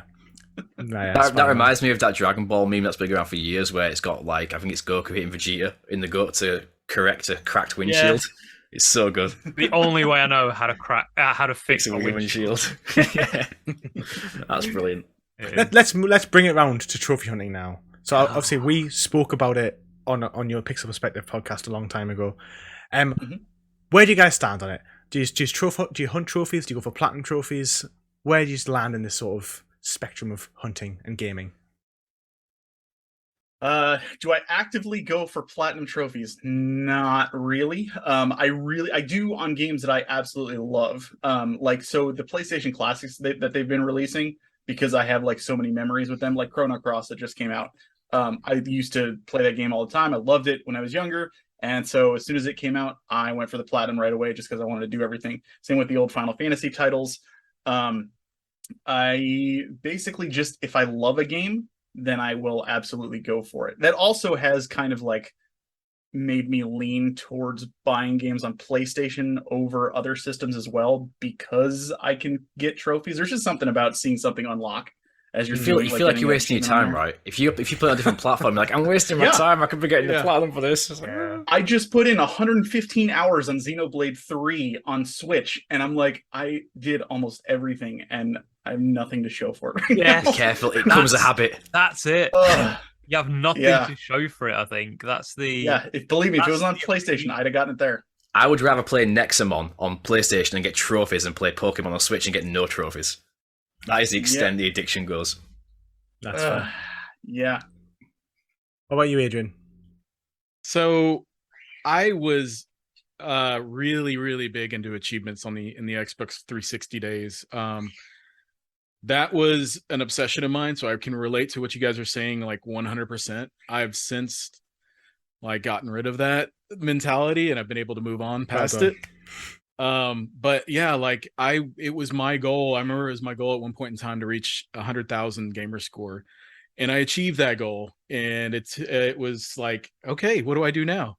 Do I keep going? And then I don't know what happened. I think I ended up getting a PlayStation 3 and playing some games that I missed out on that. And it's like that mentality that you're talking about of well, if I'm playing it on here, I'm not getting a gamer score that I could have gotten on the Xbox 360. And, it's just like, but I don't care. I just want to play this game and have fun with it. And I think I was just finally able to get rid of that idea that I had. I still want to, like, whenever I'm playing a game that I really love, Elden Ring, for example, I want to go in and try to put in enough time to get a platinum on it, but it's just, I don't have the time for it. And I honestly, there's so many other games that I want to play that I would rather just get my time out of it and move on to the next. Especially when you've got so many games. Like, if you've got that many games, exactly, you want to spend an extra, double the time on a game when you have more games waiting for you to play. Mm-hmm. That's what it is. Because JJ, you do you try and beat? Is it 20 games a year you try and beat? 20 games a year. Yeah, I write a list at the beginning of each year for 20 games off my backlog that I put together. Try to mix it up between different consoles and that kind of stuff. And I don't include new games. It's all just backlog older stuff. And I think this year I have like 7 left. But it's helped a lot in knocking down the backlog because it's so daunting looking at your entire collection and being like, what the hell do I play next? When you've just got a list of 20 games, you can be like, all right, I feel like playing this next. And you just go for it that way. It helps. You've created your own personal trophy system. You have. That's what we used to do. That's what we used to do before achievements and trophies were a thing. Yeah. Yeah. I don't go for platinums, but I play games until I see the credits roll at least. So you finish games. Yeah. You are wiser men than we. Yeah. On backlogs there quickly, let's just go around. Let's round robin it. And how many games does each of us have in our backlogs? I'll go first. I have about 90 games in my backlog. Joel? You've been blasting to your backlog, so if it's more than 10, I am ashamed. It's a different backlog though. The backlog I'm going through is the backlog of games I've already played and not platinumed. There's the other backlog of games that I've missed out on. And there's about 200, maybe more. Easy. Wow. Easy. Yeah, the unfinished ones, I think there's still about 20 left. Oh, well, that's not so bad. Still about 20 left. Some of them will be quite fast because I think, and I have my fingers crossed that I uploaded my save from back in the day. You haven't. You know you haven't. No. Don't lie. I'm not crossing my toes because I hope you haven't got your saves because it's funnier. Wow. What about you, Biceps? Well, that's the question, isn't it? I think I've got 180 something games completed on PlayStation. Classes completed, but if you're counting the full backlog, the library says I own about 500. So you got to stop buying games at some point, right? Why do we do this? Apparently, you shouldn't buy games if you're not going to play them, but that doesn't stop me either. The most ridiculous thing I've ever heard. Yeah, I imagine. I imagine you don't do that. That's irrelevant in this. Did you? What did you buy, Steve? Yeah. Today I bought Digimon World Next Order. It's £6 something on offer, and apparently it's a really good game. I bought the Devil May Cry trilogy yesterday and Alan Wake. Oh, Alan Wake is so good. Ooh. What else did you buy? You bought that's only one game, 3 left. Nexamon, the first one, great little Pokemon clone. Nothing I can't remember. That's the bad memories. And I tried buying Black Flag to clean up multiplayer trophies, but CX won't sell it to me because it had a scratch on the disc, so we can't sell it. Nightmare. Okay, the big question. I have Nexamon on Switch, but I haven't played it yet. I think it looks really cool because I love the old Pokemon games. It's old school Pokemon in canon. It's like a 95% clone. So, and awesome. I will say some of the designs for those Nexamon are better than current gen Pokemon, and I will die on that sword. I mean, I can draw a better design for Pokemon right now if you want. Is there a Pokemon that's like a fridge? And there's another one that's like a burger. I think the creators just like they just look at their artists and they think, look, I want you to go out this door and the first 150 things you see, turn that into a Pokemon. Well, that's like a toilet, a lettuce. What the hell is going on here? I think like after like the second generation onwards, it just got like ridiculous. I think the second generation is probably, I wouldn't say the best. First generation is the best. Second Kanto, yes. is very, very close. And then after that, it just spiraled out of control. They just ran out of ideas. They're like, what do we do here? You see, that's why I said to people, because someone in Discord said, but I can't get over the fact that it's not Pokemon. And I was like, well, they've gone so off the rails now. What's the difference? Here we go. It doesn't matter. So here we go. I've just designed some Pokemon which are on level with this generation of Pokemon. It's going to be Picasso levels here. So we have Spoono, Oh, you can't. Can you see it or not? Exposure! He's a spoon. Can you see it? Wasn't he in Toy Story? Spoono? Does Spoono then evolve into a Sporko? There you go. There you go. He evolves into. Oh, he just see A tray. Sporko. He's a There you he's a go. spork. Mhm. Yeah. But then he evolves final form, like level 60 is Cutlo.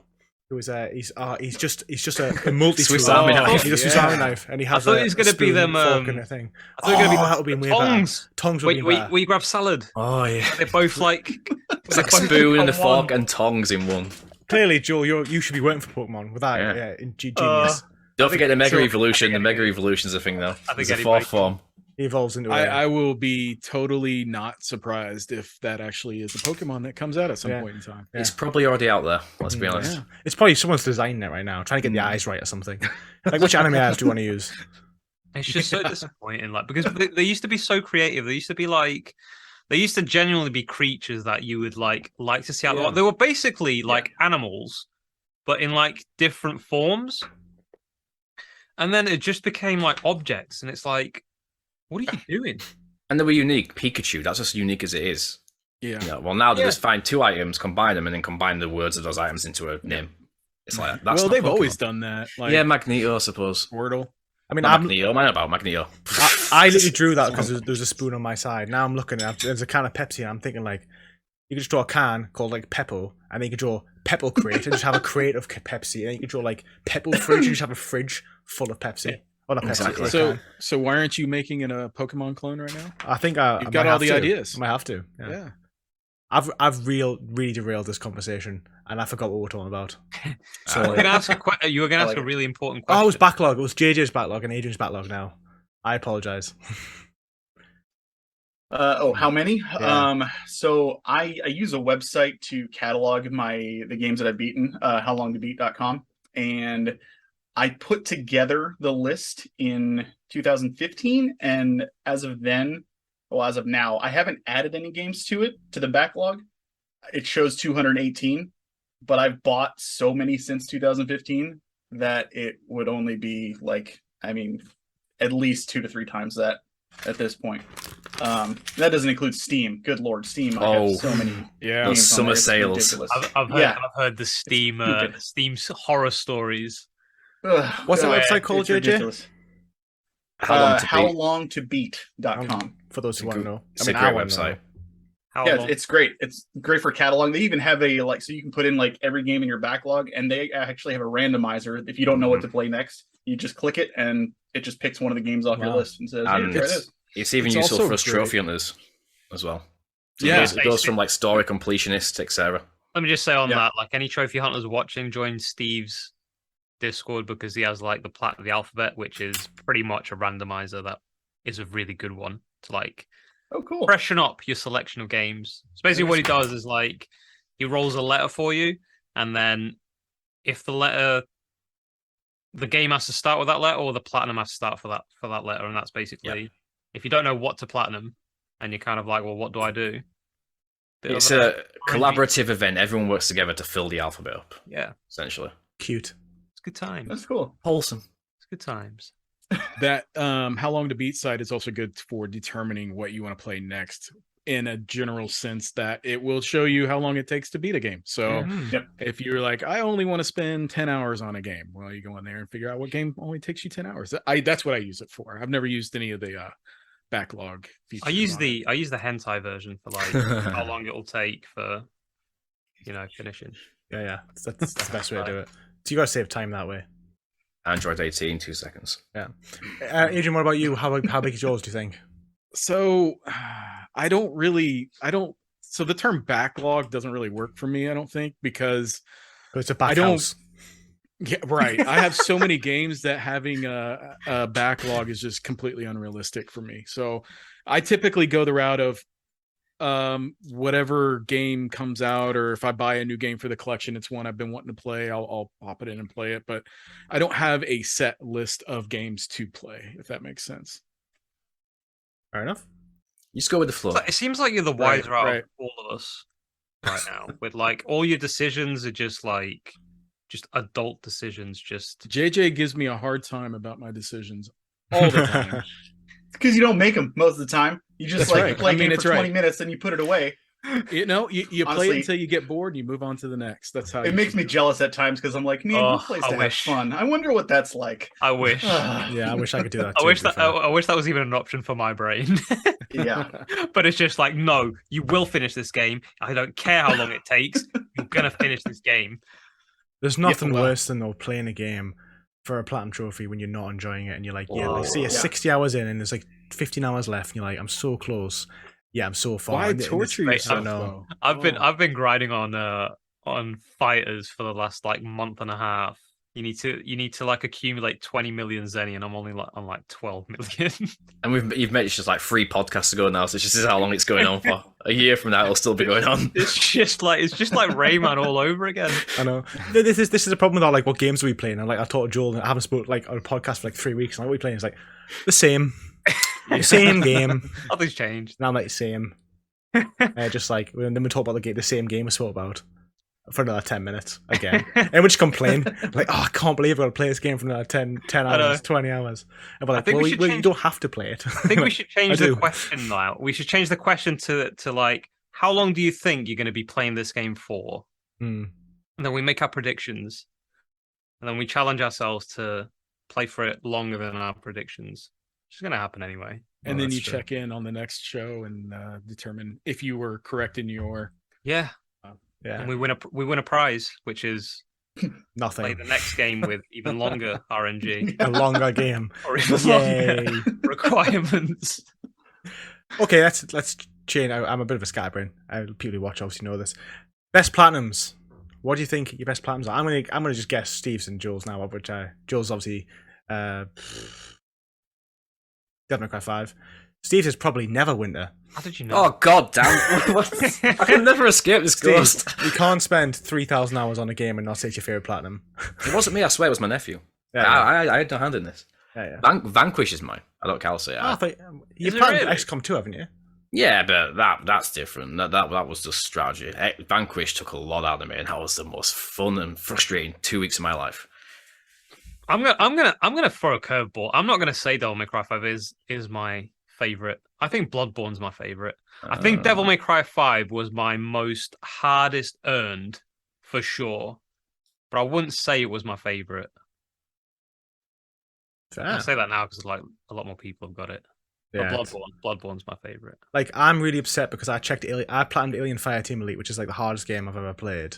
Is it above 5% now? Yes, it's not even an ultra rare platinum trophy anymore. Oh, And that's no. because I feel like it's because of Wait. this Discord challenge I had, and then I played it, and everyone just like 30 people, only like 200 people had platinumed it, and then Devil May like Cry 30 5 people from my Discord platinumed it, and just bumped up the rarity of the game, made it It's less. the less influence common, of the L more Platinum, common. bro.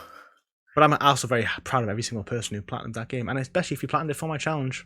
We did it for you, man. Listen, We did it for you. Devil May Cry 5 still an ultra rare. Don't you dare platinum it. You're No. banned from platinum that game. Me and Lewis have got our eyes on it. It's okay, I've thought of a solution. I'm just going to make 50 PSN accounts and just play the game and get one trophy, then they'll just bring it down. Yeah. Problem Okay, solved. yeah, that's a good plan. That's still my plan for Vanquish. I'm already in the process. I've got 20 accounts, 30 left. Nice. I made that account called My Name is I Love Mayo, if you remember. Oh, yeah. And that game is yet to register a single trophy. Did. Whoa. So it might be its first trophy. Anyways, JJ, Adrian, best platinum. I So- didn't. Are we talking like when you say best? Are you talking like No, whatever. rarest Well, or? what are you the most proud of? What are you most Because I proud of? didn't realize Final Fantasy X's platinum was as rare as it apparently is. Mm. I Super had no grind. idea because I had a blast doing that one. I loved it. Other than that, I am proud to say that I got Cyberpunk's platinum when it was still really, really hard to play. Bravo. That was interesting to get. Yeah, Dedication. right there. yeah, Champion among men. It's dedication. yeah. for- I was just on the internet watching everybody just bitch Hate and on moan it. about how horrible it was and everything, and I'm just like, I can do it. I made it through, and I enjoyed it. It was all right. I still love the fact that some of those the big YouTubers who played on PC made this like basically their reviews were basically just like an essay of love to CD Projekt Yeah. Red because they didn't know how bad it was going to be. Then a lot of them just delete their videos. Yeah, yeah. Simps. That was rough. Absolutely. What about you, Adrian? Any come to mind? Not platinums, no. Mine would be back on my Xbox 360 days, and I probably told you this story already when you were on our show. But the Halo 3 was my favorite, perfect 1000 gamer score game. Simply because it's the most memorable for me. We had one of the trophies. The last trophy that we got was one that you had to finish the last level in the game with. I think you had to have vehicles and nobody could die, and you had to play it on insane or the hardest Legendary, difficulty, right? legendary, and you had Yeah. to have a full party of 4 people in co-op. And I don't remember the exact requirements for that trophy, but I do remember my wife. We needed a 4th, and my wife was so nice of her to help us out. And she used to play a lot of Halo with us back then, but she we played for about 4 hours one night. It was about 3 o'clock in the morning. She was doing the same thing over and over and over again, keep dying and retrying, and she was so tired and done and just didn't want to do it anymore. I was like, just one more, please, just one more. I did that like several times, and then we finally got it, and that gamer score unlocked, whatever, it popped up, and all of us were just you could hear all the excitement through my headset with everybody just cheering, and it was just the most exciting achievement to get. And then she was like, immediately dropped her controller and went off to bed right after that. And it was exciting and memorable, and one that I got to share with my friends. And it was just, that's my favorite by far. That's a good moment, to be fair. It's the beauty of Exactly. of boosting. Yeah. It is boosting is best. Is that boosting or co-op? Yeah. Well, Either way, it counts. like I'm really glad that I recorded me unlocking the platinum for Alien Fireteam Elite, even though it's incredibly cringe. Like, I did that with my brother and one of my friends, and it was so hard towards the end. Yeah, like, do all the levels on hardest difficulty. Steve's done it as well, and it's like, you can't. If you were to be downed, you get 3 seconds to revive the person next to you, which, as you can imagine, is no time at all. So you have to be basically so close together, and the level is like, to finish it, you have to like run past all these enemies, and only one of you has to make it. And we actually, all 3 of us made it. But I remember when I got it, it was like such an amount of work. It was like 110 hours of this really difficult game of like learning all these levels over and over again. And these levels, there's only 12 of them, but they're about an hour long. So you just going over these levels time and time again. And I remember when I got that platinum, it was quite the moment. But the journey there, building that chemistry, you have to build with your team and Yeah. just figure out. It was that was the beauty of it. It was worth that effort to go for that, and that's the beauty of trophies. Like, when your situation or achievements, some call us crazy, but look what it can do. Look at the joy it can bring, or the tasks you can overcome and prove to yourself that actually I did that.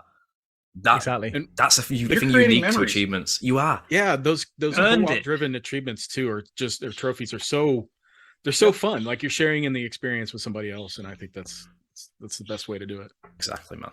I mean, It's a I still beautiful stand thing. by my funnest platinum was Outriders, because that was a co-op experience as well, and it was although it was received so mediocre, it was considered such a mediocre game, and it lives in mediocrity for most people. I thought it was a great game, a looter shooter super powered game with your friends, and it was just such a fun experience the whole time.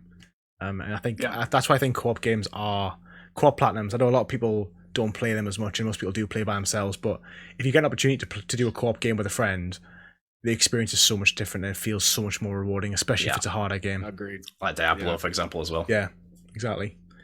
We'll talk about one more thing, and we'll go and talk about the comparisons. Have you guys ever played any of these easy games? Have you ever played like a game that's been like a 30-minute platinum? Me, for sure. What was it? You could get 1,000 gamer score in like 5 minutes, under 5 minutes. What was that? Avatar? Avatar, The Last Airbender? Airbender, yeah, just for getting a 300 combo max, and that was all your trophies. I rented that game from GameFly, put it in, got the achievements, and then didn't play anymore after that. I put it away. It's like, Question: I got Did what I you was feel after. dirty after it? I felt quite I did. filthy.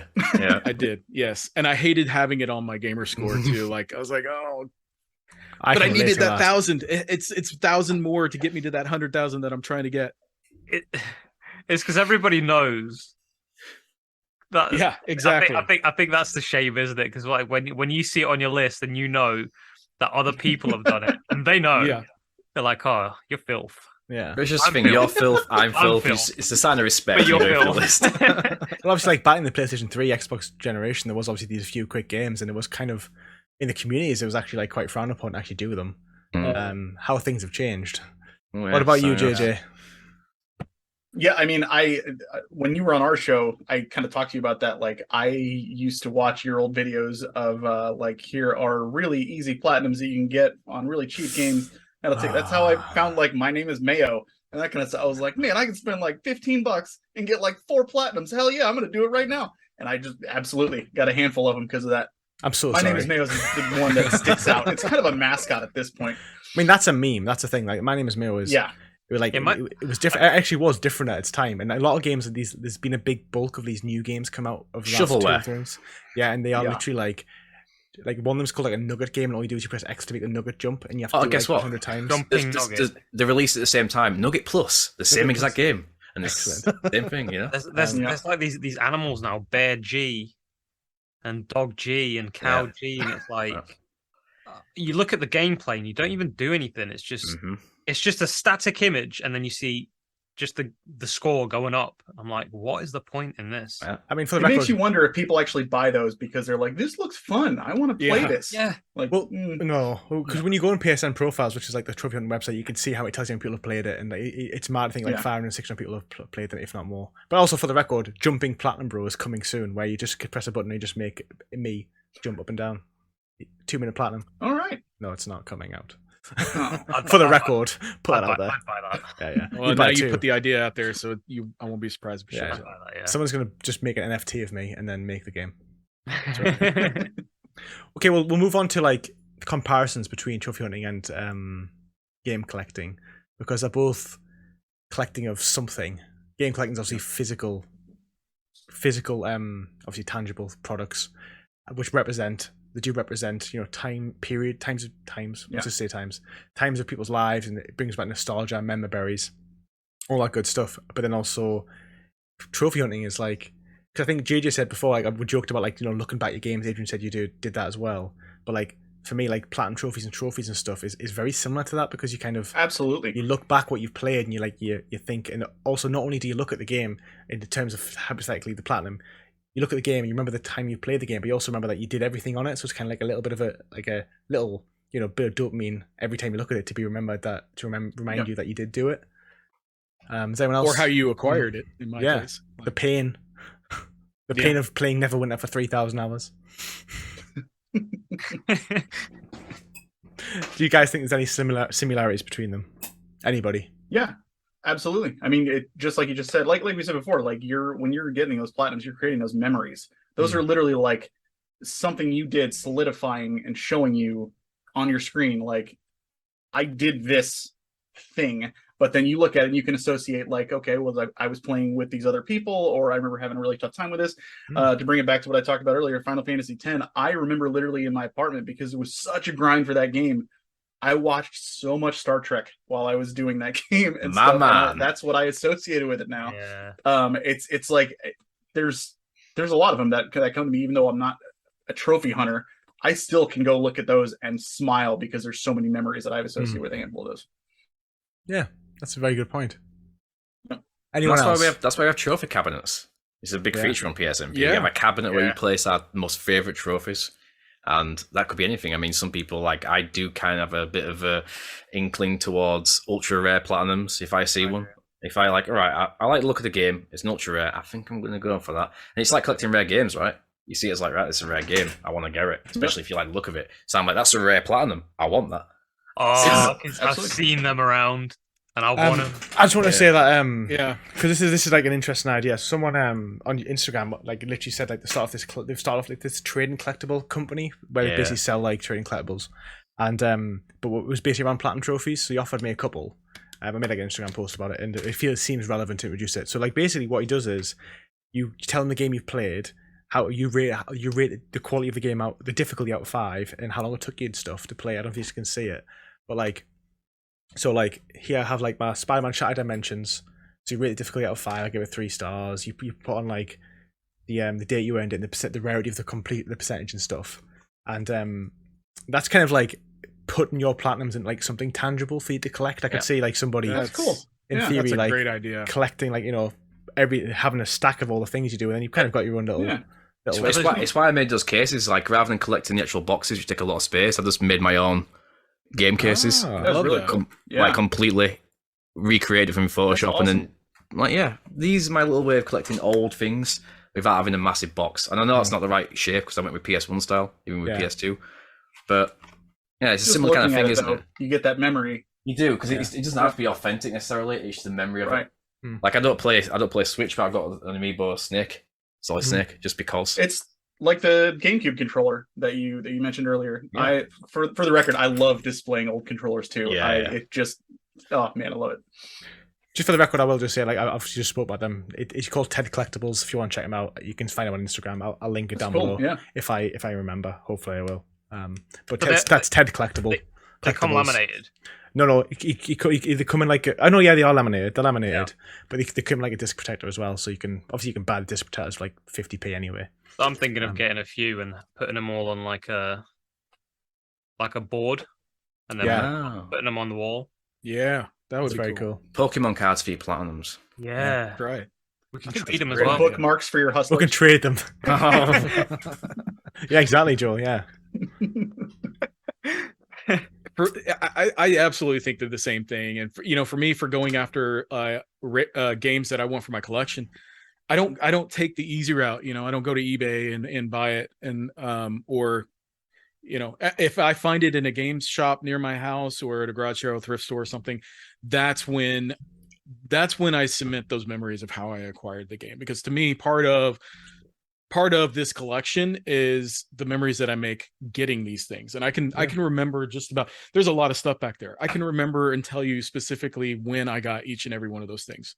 It's just something that just doesn't leave me. So I tie memories to experiences. So if I just bought it on eBay, like, that was easy. I'm not going to remember that. So it's the same way I think with platinum trophies. Like, you're cementing this moment that you acquired, you achieved something. You beat the game, you got the hardest trophy. You're going to remember that forever. It's just it's very much the same thing. Which is why a lot of us care about milestones in the trophy community. Like, we always work towards it. Our 100th platinum, our 1000th, etc. We always work towards these. Some of us don't care, some of us really do. Like, this has got to be a special game. That means a lot to me because I want it's going to be on my profile forever. I think just going back to what you said there, Adrian, and trying to like bring back in just the whole thing of being like, you play games and then most people, when they're finishing, they leave them and you're like, well, stop playing them. I imagine when you do your thrift shopping and you're driving around, there's probably times you're driving like 45 minutes to the next one. You're thinking like, can I really be bothered to do this? Do I, I'm tired, blah, blah. But then obviously you find it and it's worth it. And like when you look at a single trophy list and it's like 50 trophies, like, you're collecting all of the trophies in that game. So although it's like not just the platinum, it's like, you for example, if you see a trophy list with 50 platinum trophies in and you got 35, you're like, it's not complete and you have an opportunity to complete something properly. And I think that obviously applies to like game collecting, when you want to finish, say, all the Nintendo Power magazines, because like you've only got a couple left, or you want to finish all the Mario games or something, like, like although what you've got you're happy with, but like you could complete something properly. And I think that definitely transfers as well. Yes, definitely. For sure. Joel, any takes? Yeah, just still the RNG. Still the RNG. I still think like collecting maybe is a little bit more satisfying though, because once you have what you're after, you've got it. Whilst with platinums, you have the platinums, but then boom, DLC. Yeah, that's true. And for 100% completionist, I haven't got that burden over me, but Lewis, Steve, a little bit with you as well. When I'm pressured. You've got off it a bit now. When I'm pressured, I'm only doing it for Assassin's Creed because of server shutdowns. Yeah, they are shutting down. Look at Final Fantasy 15, for example. But you see, that put me off. That put me off going for that platinum at first, because you can't get the DLC anymore, the multiplayer, unless you do FTP stuff. So I was like, I'm not going to go for that platinum. But now I don't care. I'm like, yeah, I'll go for the platinum. But Joel, imagine though, okay, you're a collector, you're a games collector, and you own all of the Pokemon games, and you've got them all just on your shelf, and you're admiring them, and then the next one comes out, and you're like, well, my collection is no longer complete. I'm going to have to go acquire the new Pokemon game to maintain this 100% collection. Yeah, completion. but it's a different game though, isn't it? It's like having the platinum for like, let's say, all the Spyros, and now they release a Spyro 4. Like, the way the DLC works is, as a collector, you go and buy a game, and there's only 3/4 of it. And then you have to wait until they sell the other quarter to make it complete. That's true. I think you're forgetting though that this new Pokemon game includes a spoon that evolves into a spork. So how can you that turn that alone- down? right? Exactly. That would be like the collector's edition, This where is- you could use the Pokemon as an actual utensil. I suppose it's like it's what extent you want to go to Yeah, that's collecting true. as well, because like That's true. some people will have like, I don't know, a boxed Pokemon Silver, and they might be like, but I really want the guide. Like I really Yeah. want, and it's like, to what extent? Because I know we mentioned it briefly, but like, do you both have plenty of guides? I know we kind of skimmed over it before. I do. Yeah, yeah, a lot. very much. I actually and like I said before, I'm kind of blown away by how much some of them are worth. They reprinted the strategy guides for Final Fantasy 7 through 9, and then 10, 10-2, and 12. And they made them like hardcover, put them in these really nice hard cases. When they came out, they were like $50. Now I don't know what, I forget which set it is, but one of the two sets goes for like $400 to $500. And these are just 3 books that are just, were just reprints of older ones. And then the other set is like 200 or something like that. But I mean, yeah, I don't actively buy new ones. Even though like if I go into a game store and I see one for a game that I like or am planning on playing at some point, and I see it for $3 to $5, chances are I'll probably snag it just to have it. But at this point, a lot of it comes down to space. I don't have a lot of space left for a lot of these things. That's my concern exactly. Like I'm out of space, so I'm in the point of what do I want to keep, what do I want to get rid of? Because I'm not going to get a bigger room than this, and I've filled it to its maximum capacity.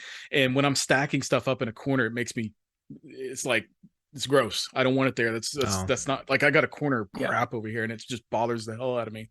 So like I start going to a point where I'm like, okay, well, how can I fix this problem? Well, I can start selling off some of my cartridge-based games that maybe I don't have a huge attachment to, and then I can start buying games that I really have an attachment to in a complete form, complete in box, or redirect my collection a little bit. Once you have, with my collection, I have most everything I wanted to get. So it's like, do I start refocusing? Yeah, and do I Switch has been my big collection right now because new stuff keeps coming out for it. So like, I don't know, space is such a problem. Like, yeah. That just actually presents a good question, which is, when do you think your collection will ever be complete? It never will be complete. Never. Like, not for a collector mentality. Like you want to, you find the next thing, right? Like you fulfilled your requirements. What do? You find something else to start going after. Like, I don't think all of us like are collectors to some extent. Well, I'm a physical collector. You're obviously trophy hunters. So like you find the next thing to go after. And then like when you do burnout, like there is burnout associated with everything. But once you get over that burnout phase, it starts coming back again. And like regardless of what you move on to next, there's always something, there's always something to fill that space. I think that's a human condition. We're never satisfied. We always want more. Exactly. Yeah. Exactly. Yeah. I mean, there's Kylo Ren much. said it best, which is more. Yeah. I've already like got my eye on my next thing. Once I'm done with Nintendo Power, I've started. I'll get laughed at for this, but I've started working on getting a complete North American run of Wii U. Not because I'm in love with the system by any means, but because there's only 165 games total. Yeah. And so I think it's achievable, and I think it'd be just neat to have a complete set of that. We got 50 games already. So it's not too bad, but I'm getting to that point where they're getting more expensive now. So we'll see how that goes. But you've bought all the sports games now, have you? There's only 2. Oh no. It's crazy, but I've got a handful of Just Dance and Skylanders games. They're the best ones. Yeah.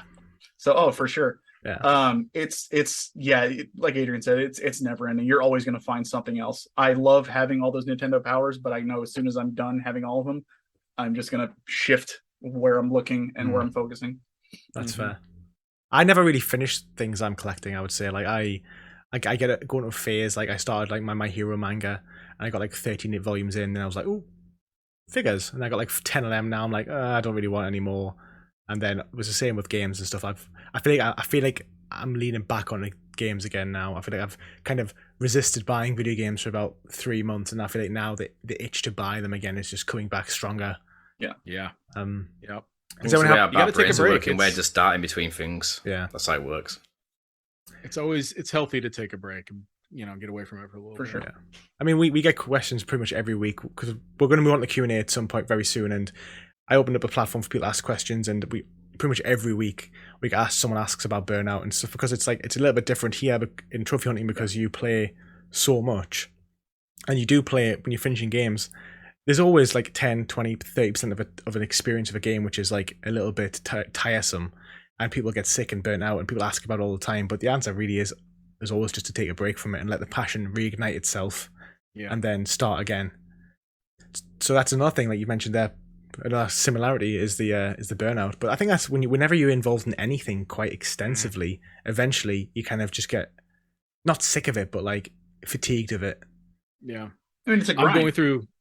I'm going through a burnout right now as far as like collecting. I've typically in a week I will hit up game stores or thrift stores or something like that multiple times. I haven't done it in a few months, and I haven't really felt the drive to want to do it. And I just feel like I reached a point where it was like I need to take a break and refocus some of my energy somewhere else, it'll come back. I know it'll come back. I always do this. It's healthy to take a break. Yeah. I was the same. I would have said in like June, probably like May through July, I was really burnt out of trophy hunting and stuff because I felt like it was requiring so much of my time, and I was so busy with my life and real life things like jobs, etc., and YouTube, which is obviously quite time consuming, that I was like, I just didn't have the energy to do it. Thankfully, it is, of the last couple of weeks, I would only say it's come back. So it happens to all of us, doesn't it? Does anyone have any closing things to say on the comparisons or differences before we move on to the Q&A? No? Okay, so what we'll do, we'll end things with the Q&A. We'll see how long this lasts, and I offer the people the opportunity to ask questions. They're not always trophy hunting related. They're just pretty much gaming related. What is our opinions on collector's editions of video games? Do you think it's worth the money, and do you think they should be around, and then to what extent? Anybody can take this. I'll go first. Go for it. No. I used to be really big into collector's editions. I really love collector's editions for games that I'm really passionate about. But what I'm finding is there's a lot of junk put into these things that I don't want. Like, it has to be something that I really want, like maybe an art book. I'm a sucker for art books. I like to have them on my shelf, and I like to pull them out and look through them and stuff. But here, my latest one. Oh, he's vanished. Evidence. This one here. Was that on the floor in your pile of stuff you couldn't... I have a shelf over here.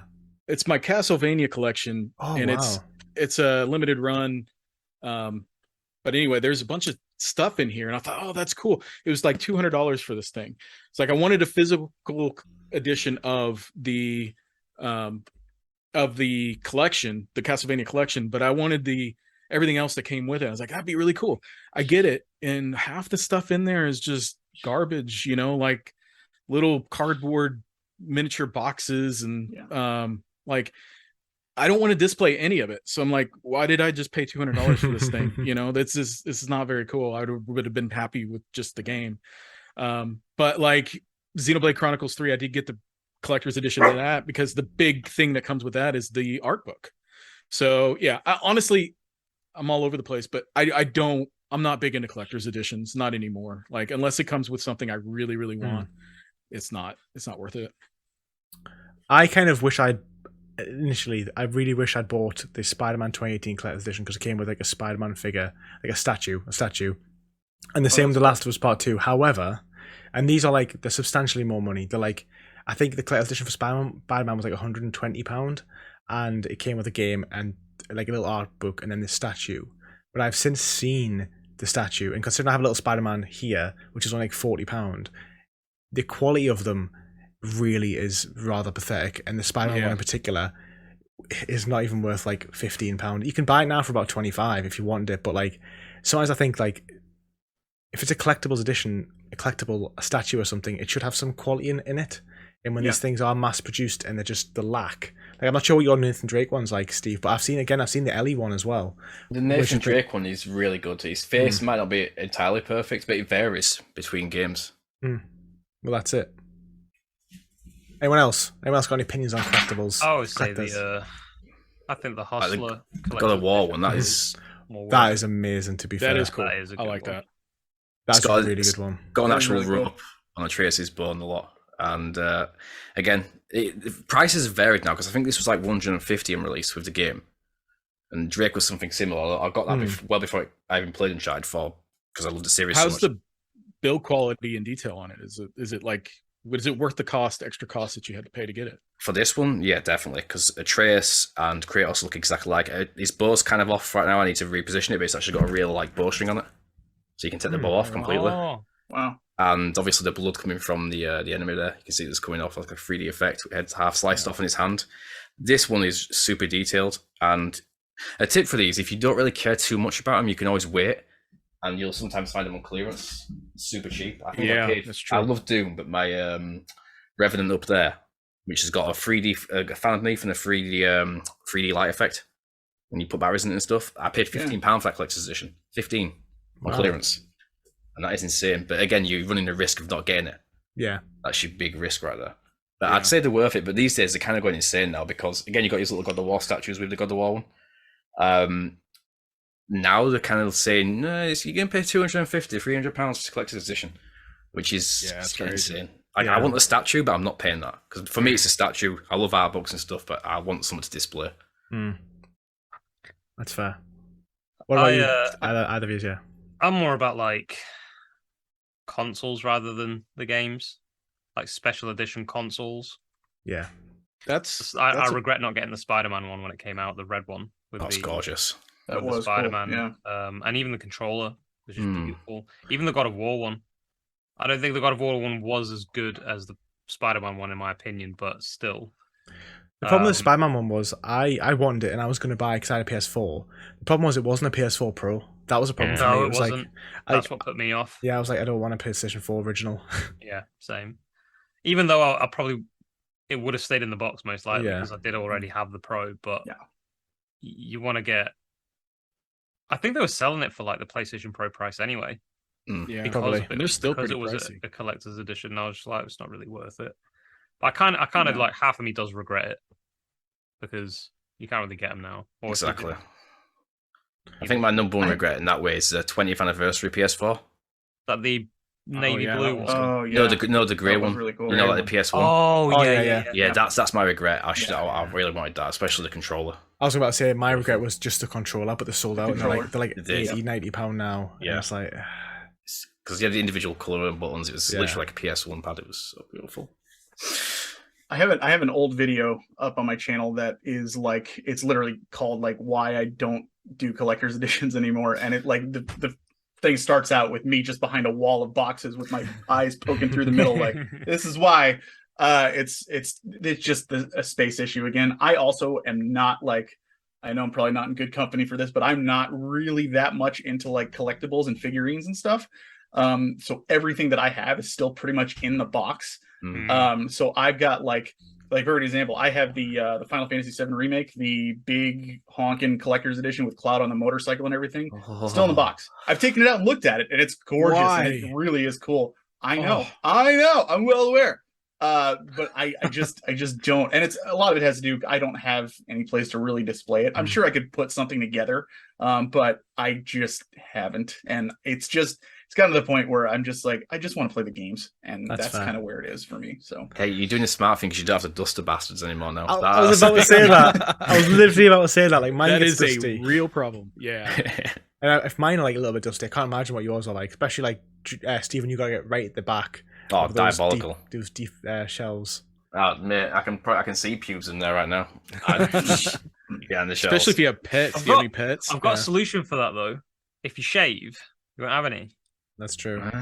Good point. It's time to nair. Don't shave near your collection. Yeah. Yep. True. No, Steve, I'll contact Joel's waxer. I've heard it's pretty good. To be honest, I was going to offer. I mean, if you wanted, I would have just done it for you as a mate. You know, friends being friends. I'll help you out on this one. Just I know be you'll be gen- like you'll be saving that head to sell it on eBay. Yeah. Be, He's be like, Oh, gentle. no, I'll just make a Steve doll. I'll keep Yeah. it for that. Oh, Yeah, that's God. what I'll Voodoo keep it. doll. Yeah, voodoo doll. That's what I meant. Yeah. Okay, we'll move on to the next question. This one's a little bit more open, but I'll try and rework it for us all. So Ryan Simpson with an X in the middle says, "Has going on YouTube affected trophy hunting for you? Example, not playing as much, burnout, etc." So I'll change it to be like, has being on YouTube affected and podcast affected what you play and talk about and what you want to play? Yes. I'll just start and say yes. Yes. like relevancy and lack of time has definitely been my issues with it. Like just the lack of time, really. Rather than having 20 hours free, I don't now. So it's like I can't play as much. But I wouldn't say at least the burnout. I would just say it's just mainly the time and then wanting to play games that you think people are going to watch. I'll just leave it. It's a free for all. Anyone can answer. Yes, is the Yes. answer. That's all I have to say. That's all you want to say? It influences you. It's just time. Yeah, and at least for me, every single game that I play, I end up thinking, maybe I should save a few clips from this game because I might need it in the future. Yeah. And you're always in that content creation mindset. And like you said, it influences what you play. Like you're thinking, right, I need to figure out a video or a project I'm working on. So I've got content in the future. So now you're constantly thinking, right, I need to play this, I need to play this for this. So you kind of lose a bit of that freedom.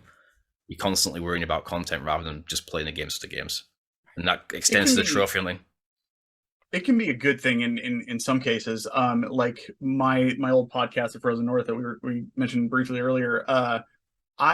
Prior to that, I was pretty much like 99, 100% JRPGs. That's all I wanted to play. It's all I cared about. Ever since Final Fantasy IV on Super Nintendo, I was like, this is all I want to do. I just want these story-focused Japanese turn-based RPGs. Don't give me anything else because it's all crap. I don't care. And then we decided to review Mass Effect for the podcast. And playing through that trilogy, like, completely blew my whole world up. I was like, there's other games that are really good that aren't JRPGs. Like, and I started playing games like Uncharted and The Last of Us and like just all these games that I would not have played otherwise. I have a standing Thursday nights. I play Forza Horizon 5 with a friend of mine who I met through my channel.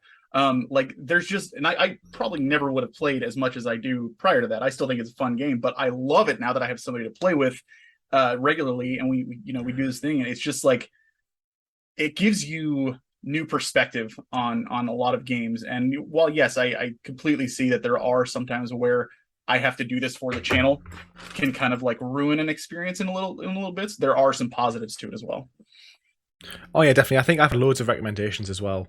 Like I've been exposed to so much through, even like I spoke to like I don't know how many guests we've had on, but hearing what they have to say in the games they recommend and stuff. As long as no one recommends Hotline Miami to me ever again, I have had a lot of good experiences, and it opens your eyes, doesn't it? You get exposed to so much more different types of games. And I mean, I've said this in a podcast a while ago or a Q&A. Like I do feel like I've played every type of video game in some way, shape, or form, and like every genre, blah blah blah. Not every game, obviously, but because most games obviously all fall into the same genre. And I think I do now feel like I've played, because I've been playing video games for like 20 years now. Well, 20. Well, if you class as a kid, maybe like 24. But really, that makes me sound so old. But my memory is from like 12, so 16. But I feel like I have played them all now, and I think this past couple of years has really accelerated that to make me get to the final types of genres, because I hadn't really played an over-the-top RPG before until this year, being Diablo 3, and I'm glad I played it because it's a great game, and it does make me more selective now as well, though. So I feel like YouTube has actually made me more selective. I know obviously we're talking about relevancy and stuff, but also just if someone recommends a game and I'm like, I have played a type of that game before, and I feel like it's not really the one I'm going to play. It just again comes down to time. As we all get older and we have less time and more life commitments, you have to be considerably more selective with what you play.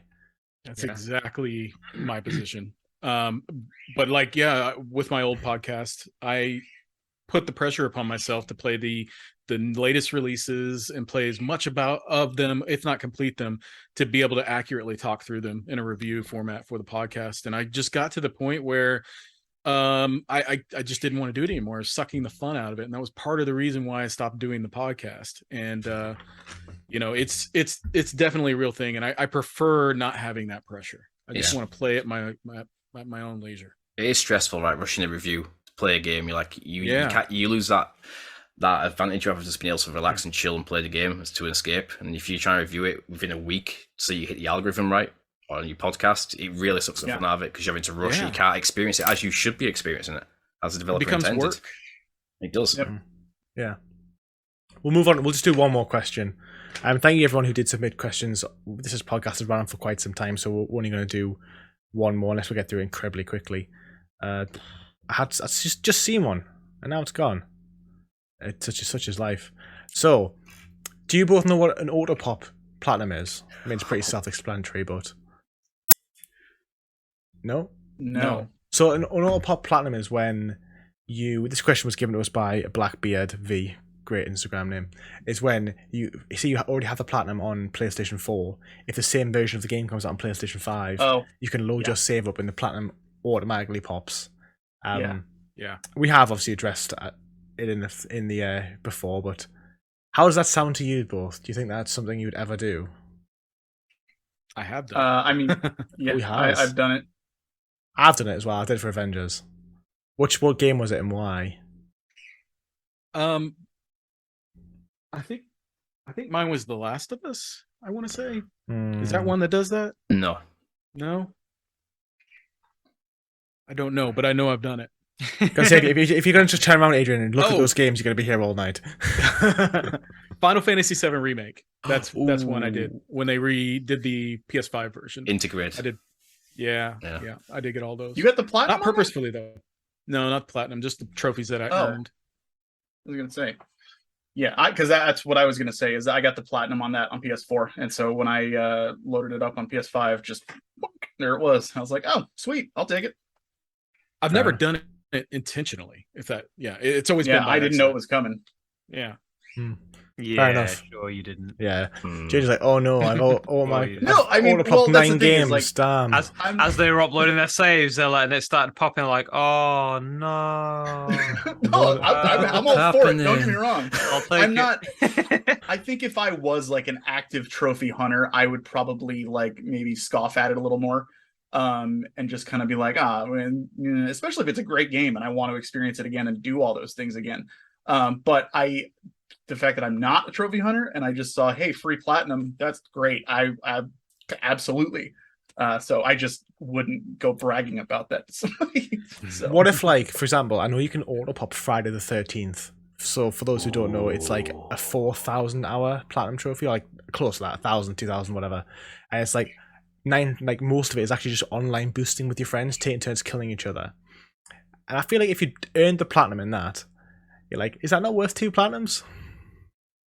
Yeah. If you're not gonna play it, what's the point though?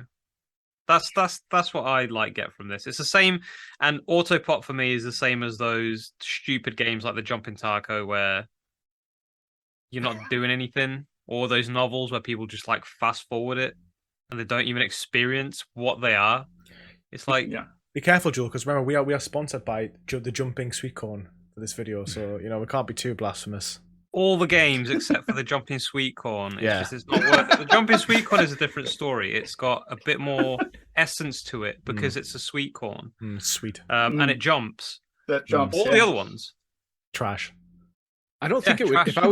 If I was in the trophy hunting world, I don't think it would bother me. I think especially if it's a game you really enjoy, I would want to see the upgraded version of it. So part of that is going to be that auto pop that happens, So I don't see it as being a big deal, but that's why we delete our saves, so we avoid this issue.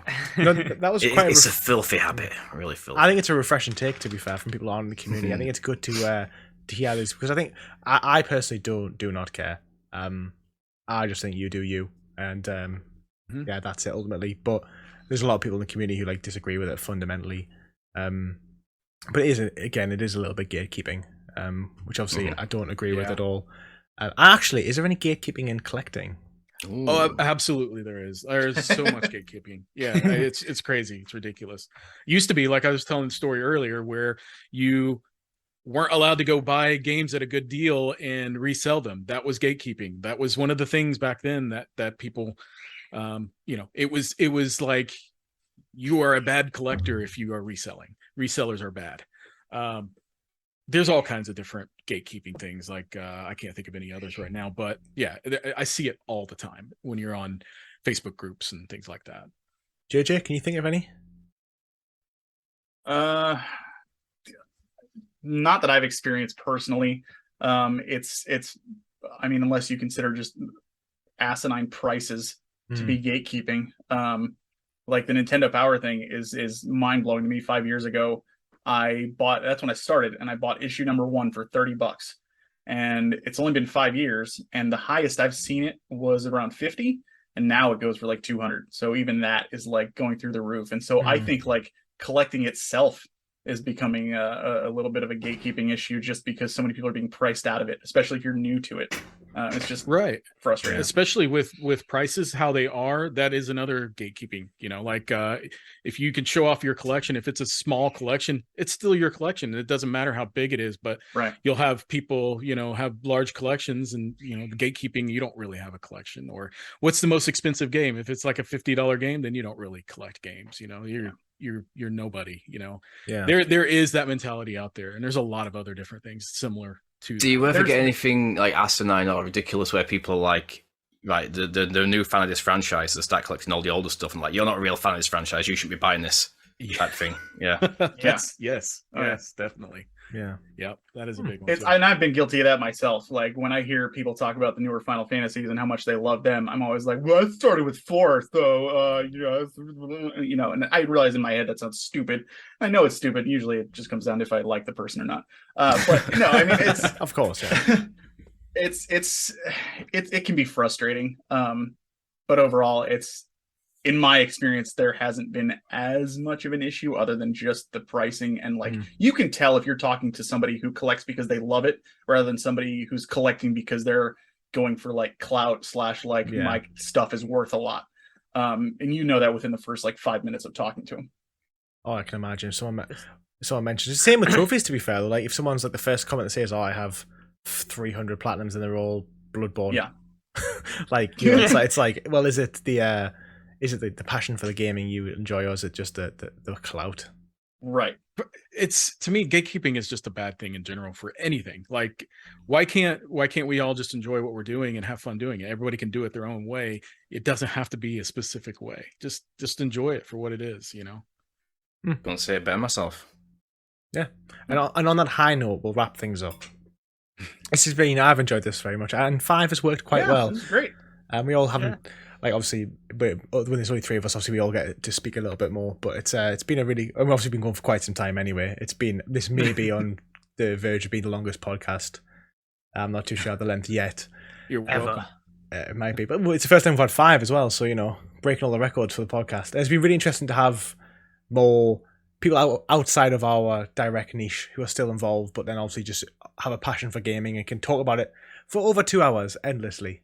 So thank you both for coming on. I want to say really quick also, like, and obviously thank you so much for having us on, because this has been an absolute blast. And I know I told you this when you were on our show a while back, but I really just want to reiterate, like, and this goes out to all 3 of you guys, because I've watched a handful of your episodes and your channels and stuff. And like I mentioned to you a while ago, trophy hunting especially is one of those things where bragging rights and clout can really get in the way of like somebody having a good time at times. But all you guys are just so amazing at being so welcoming and open to people joining the hobby and like willing to help people out. And I think that's just so cool. And so seriously, like, on behalf of, like, I'm sure tons of people want to say, but thank you just for being so like honest and welcoming to people who may not necessarily be as into it and focused and dedicated as you are.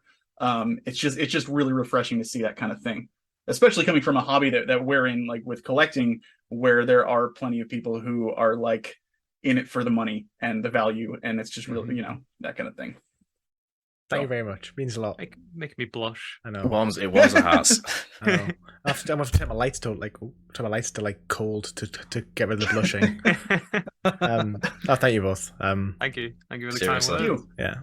And we got any closing statements before I wrap things up? I want to say thank you for having us on. This has been an absolute blast. I've been looking forward to it, and all of you guys are really great to talk to. I don't get to talk video games very much, so it's fun when I get a chance to. So again, I appreciate it. No problem. Well, thank you both for coming on. Yeah, it's been really good. It's been, well, I think we're all the same. Like, we all don't talk video game shop with anybody. Like, I only have in like my real life a couple of friends I speak about it, and the rest is obviously mainly with Joel and Steve. So it is good just to offload your passion that not that many people like as much as you. Because I think loads of people like video games, but not everyone likes them as much as us. So it's a good outlet. That's right. Yeah. And say we're pretty hardcore. Yeah, and of course the people listening feel exactly the same. I know you all aren't here, but I like to think that, you know, when you listen to these, it provides you that discussion that maybe you can't have with somebody else. Then you get to sort of you know, be the fly on the wall for these type of gaming conversations. We all good? Steve, Joel, anything? Boost with each other. Just boost, guys. Just boost. Same as Adrian said, it's just been a blast. Great talking about some interesting from new perspectives as well, from a game collection standpoint. Yeah, it's always fun to learn new stuff. I definitely feel like being a trophy hunter is easier than being a collector. Definitely. Let me just say. Cheaper as well. Definitely cheaper. It's funny if it's a money saver because you spend more time playing games that you wouldn't. Stops you buying. Well, I say it stops you buying Look at more our games, Yeah. but then we all have massive backlogs. So if you do it right, you know, you could play 6 games a year, which would cost you such like, you know, £50, $50, $60, $70 if you played the right game. So it is a considerably cheaper than. Don't be like us. collecting. No. And then 50 years from now, you just look back and you realize that the real platinum trophy was the friends you made along the way anyway. So, you know. Exactly. That's a very JJ thing to say, JJ. Words of wisdom. Yeah, exactly. When the PlayStation goes bust next year and the trophies don't exist anymore, you know, it was a journey. And as Iron Man said, part of the journey is the end. Definitely. Okay, guys, and on that, we will end things. So, of course, I will link down below JJ's channel, which has a pixel perspective on it. Are you on Spotify as well, JJ? We are. Adrian? Yes. There you You're doing? Sorry, yeah. So He does the audio, Spotify, I do the video. iTunes, Google Play. So, of course, you can listen to their podcast as well, which I do listen to. OnlyFans. OnlyFans, of course. OnlyFans. Yeah. We've actually Coming started recording live as well. So if you do go down there at links, we our last episode we did live on Twitch. So we're going to start doing it in that format as well. It was really nice to talk to people while we were recording and you know, kind of do a little back and forth. It was cool. Oh, that's really cool. Yeah. That's definitely something I want us to do for the podcast at some point as well. I thought it was do a going to be live one. way tougher than it was, but it's so easy to set up. Yeah, Oh wow, it's really, that's really good easy. to know. And of course, I will link in Bob Boy Steve and Guy Frisky's channel as well. And now I will Queen Wave as I say. Thanks for watching. Take it easy. Bye-bye. Sayonara. See ya.